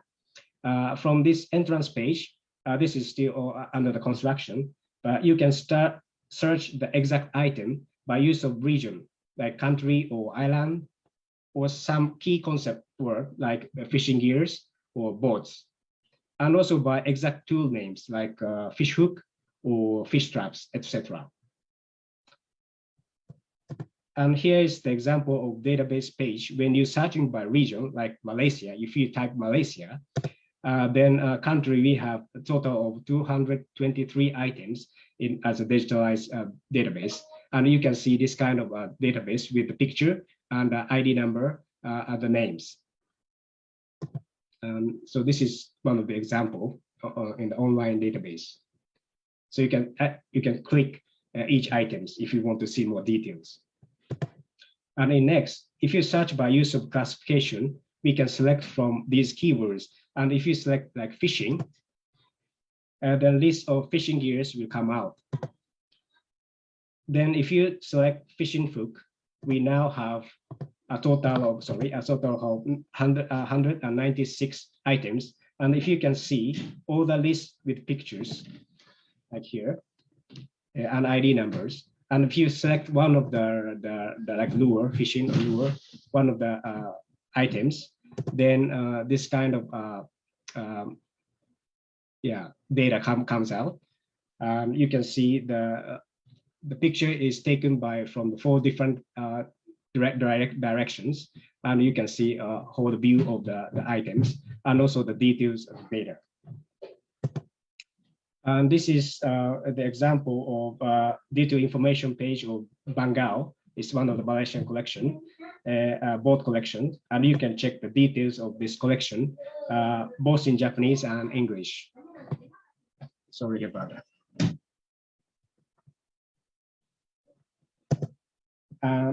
Here's a list of description of each item in this digitalized database, and we newly added the data shown in green and red circles recently in last year to update the database. So for each items, you can see all this kind of data, the detailed data, both in Japanese or English so far. And this slide shows the total number of collection we updated as digitalized database. And so far, 824 items from Southeast Asia. Also, we included the database from Oceania in last year. So in total, we now covering about over 2,500 items or collections into the digitalized database. So among the collection from the Southeast Asia, the items from Malaysia is one of the largest in our museum collections. And that's very important for the project as well. And we also now planning to have a special exhibition in next year to show the outcomes of our project. And over 200 items related to the maritime culture in islands, South Asia and Oceania will be selected, including the Malaysian collections, especially like Putra Indra Badboard. We're going to exhibit in next year. So lastly, for the presentation, for future perspectives and possibility, we strongly propose 2 points. The one is the development of digitalized networking system between the museum, Mimpaku, and also the museum in Malaysia and other countries should be very important.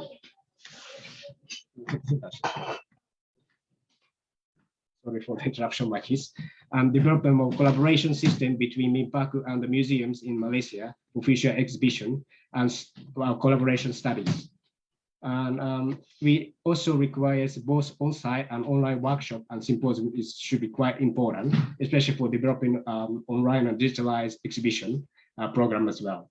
So you can see the picture like here, that this is the picture I took when I visited KL and Museum Negara in 2020, early 2020, and the Museum Negara has a special beautiful exhibition about the culture, Malay culture and the other Asian culture in Southeast Asia.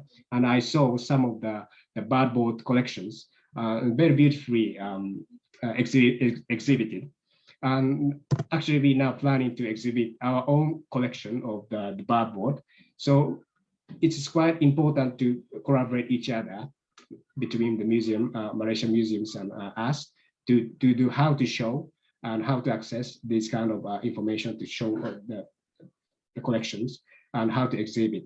And so this is, I'm very grateful to join this webinar, and also grateful if any of us, any of you have any advice or comment to our project and also the future exhibitions. And this is the case of Bangau we have. I also saw some of the beautifully exhibited materials in the Museum Negara last time, and also the nice panel. And we learn a lot from these kind of things. So we'd like to, we'd like to use this kind of great information to upgrade our exhibition and also the future collaborations. And thank you very much for that. That's all. Terima kasih. Terima kasih banyak. Terima kasih, Dr. Ono. Beautiful presentation, and I'm sure most of us are excited about the database where we can see our collection in the database. Thank you very much once again for your presentation. Now we go to the Q&A. We receive a number of questions for the purpose of discussion. So I will go to, we have one from Vietnam. This is specifically to Dr. Rintaro. That's from Truong Si Hai Trin. Could Vietnam join for the next symposium? That's the question. So, over Yes, to of you. course. Yes, of course. Yes. Okay, Yes. We don't have so much materials from the Vietnam related to the maritime culture, but we have many collections from Vietnam as well. And we have some specialists working in Vietnam as well. So our target also the focus on the mainland Southeast Asia as well. All right. Okay. So hopefully in the future. Thank you very much. I hope Ms. Strong satisfied with the answer. So be prepared to be contacted by Dr. Ono sometime soon. Okay. So next we have one question here: how to increase museum branding to youth so that youth are motivated to study history. Oh, this has been answered by Ms. Zahida. Museum community need to collaborate with different countries because jobs are really a big issues in all countries. We need to, okay. We have another question here. Are there move for museums collaboration via digital platform with inter and intra museum within and outside the country? It could assist with the research information, especially of historical artifacts, images, and others, free for students and researchers. I would like to have Dr. Ono takes on this, how about the museum collaboration via digital platform. How would you see it, Dr. Ono? Yes, I'm sorry, I cannot hear so well, but yeah, you can read the okay. number 2 question is the museum collaboration via digital platform. Is questions from the questions? Yes, from the Q&A. Q&A. Q&A, and which one? Number 2. Number 2. Okay. It could assist with research information, and from Norwina Muhammad Nawawi. If you can see the name. Oh, okay.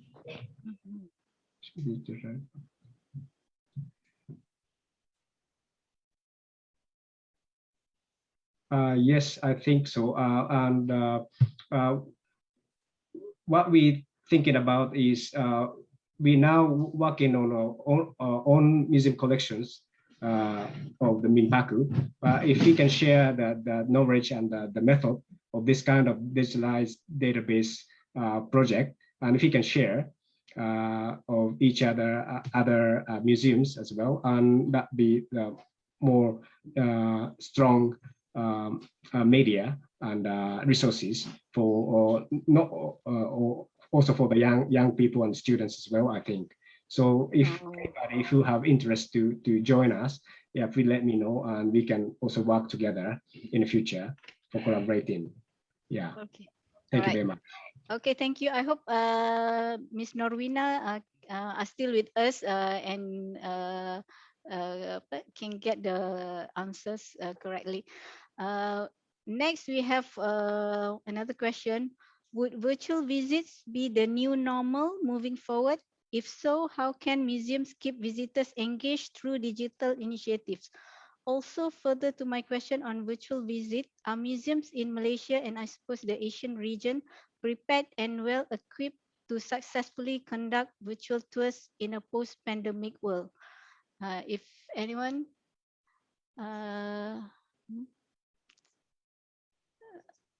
Mr. Kenny, what's your take on this?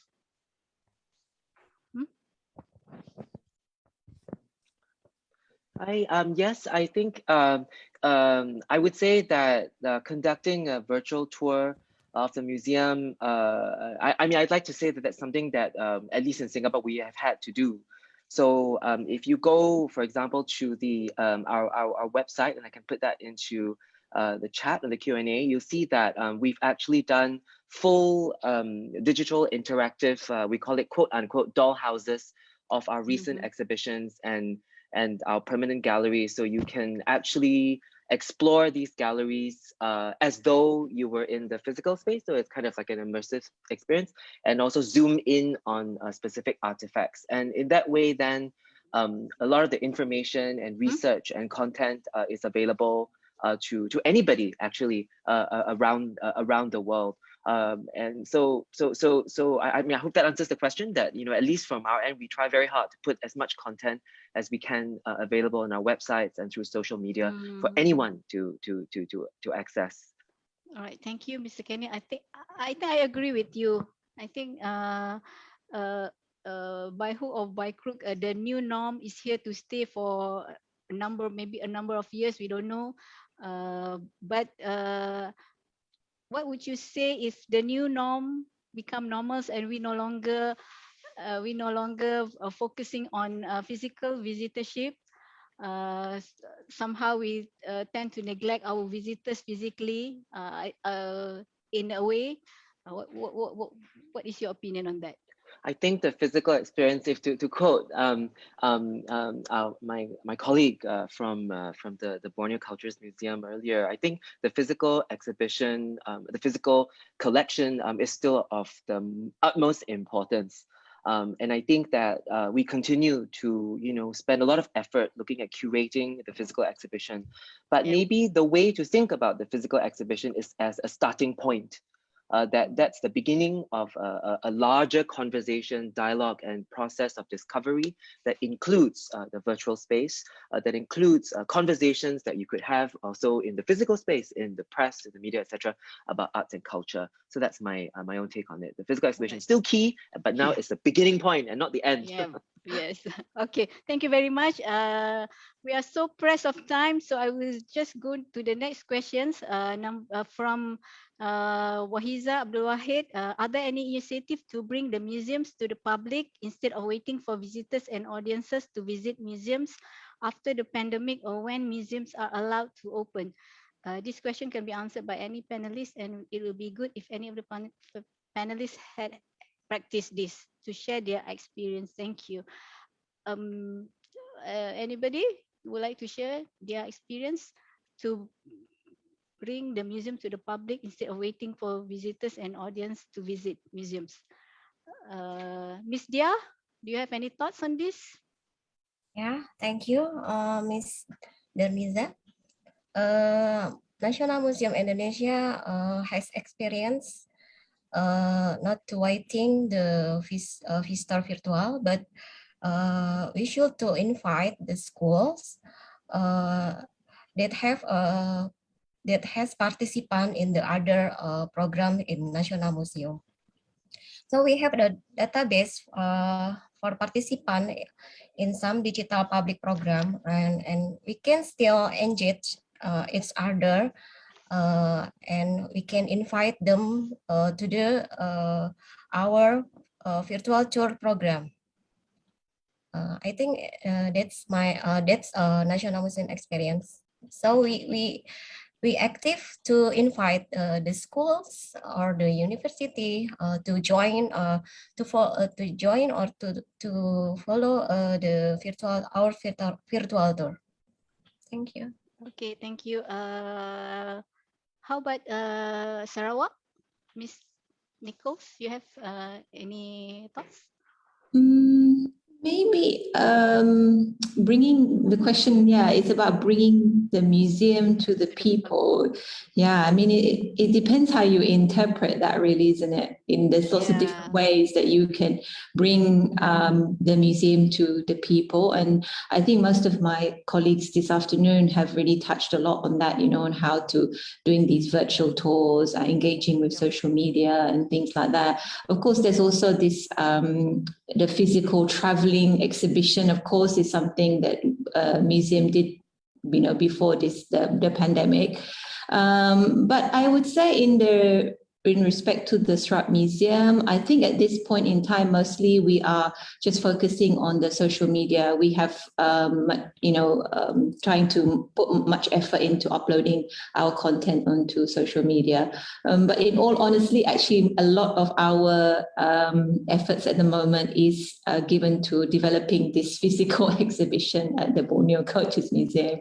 So maybe in the future, it will have to be something we can look into more. As Mr. Kenny is saying, actually, the physical exhibition could be one of the things that we offer. It's like a package of things that we offer to our visitors. And I think that's what this pandemic situation has done, really, is making us kind of offer more to our visitors and to think about, what we're offering. So I think that's all I could say really about that. Yeah.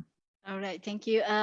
Any others panelists who would like to share their views, if any? No? Okay, so we move on to the next questions.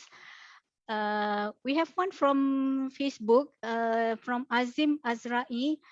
This is especially to Sarawak. It says, what is the state of the Natural History Museum in Sarawak? I don't know whether Miss Yasmin can respond to this. The Natural History Museum, which one is it referring to? Is it the one that is at our old building? Old building, I think. Is it the old building? Yeah. I think previously we had on the ground floor of our old building, we had quite an old natural history exhibition, very old taxidermy specimen type of display, which was what I was mentioning about the Omen Birds. So actually, the old building is actually part of the Sarawak Museum campus project as well. So it has been gone through a conservation project. So it has been, all the exhibits has been taken out and has been, the last 2 years has been focused on conserving the building. So after this, in the this year and then next year, we will be developing the new exhibition for that building, which will involve quite a large component of the natural history collection. In the meantime, there is one of our smaller buildings, which has a small natural history display just in the meantime. But unfortunately, of course, they're not able to visit at this time. Yeah. All right. So, okay, thank you. I hope that will answer your question. We are so running out of time. And before we wrap up, I just would like to have Mr. Terry to just briefly in 1 minute to give us an overall view of the coming futures for museum. What with the Icom conference in 2021 in Prague coming on, what is going to be with this situation right now? Mr. Terry, if you could. Thank you very much. Like we all know, and we have heard from different people here, we are working in very difficult and in unprecedented times. So yes, when it comes to aspects, say for Icom Prague in 2022, we are already on track preparing for the triannual general conference that is happening there. And for now, we are working on doing it in a hybrid format. We do not know when we were going to completely get out of this pandemic. And so it is being planned for hybrid, in a hybrid way. And so we have no idea. We've not done this before for a triannual general conference. It will be a new thing to experience. And I would like to still entice every one of you to keep checking the Icom website to see the progress that is happening. And if you allow me quickly just to say 30 seconds also about somebody asking how we take museums to the people and how it can be done. I think this is a thing that must always be done, because if a museum cannot identify itself with the community itself, then it does not achieve why it was meant to be. So with or without COVID-19, this is an aspect that everyone must think about. How do we connect with the communities that we serve? And it is now time that museums should not just be thinking of themselves in the four walls of the museum. Museums have no walls. Museums have a network, and that network includes the communities that we serve. Thank you. Thank you very much, Mr. Terry. I think that's really sum up all the efforts we've been doing so far. And before we leave, I would like once again to thank all the panelists for your time and for your presentations, for your input, for your sharing and all, and to the Secretary General of our ministry here in Malaysia. Also, thank you to all participants. Thank you for all your comments and questions. Once that we did not answer and we did not comment on, thank you very much. We will try to see to it somehow. And once again, from the departments of Museum Malaysia and Icom Malaysia, thank you very much. And I hope we can see you again in another platform, inshallah. Goodbye. Thank you. For all the presenters, please, we need to take a group photo before we leave. Thank you. Okay. Okay. So Thank you. please on all your videos if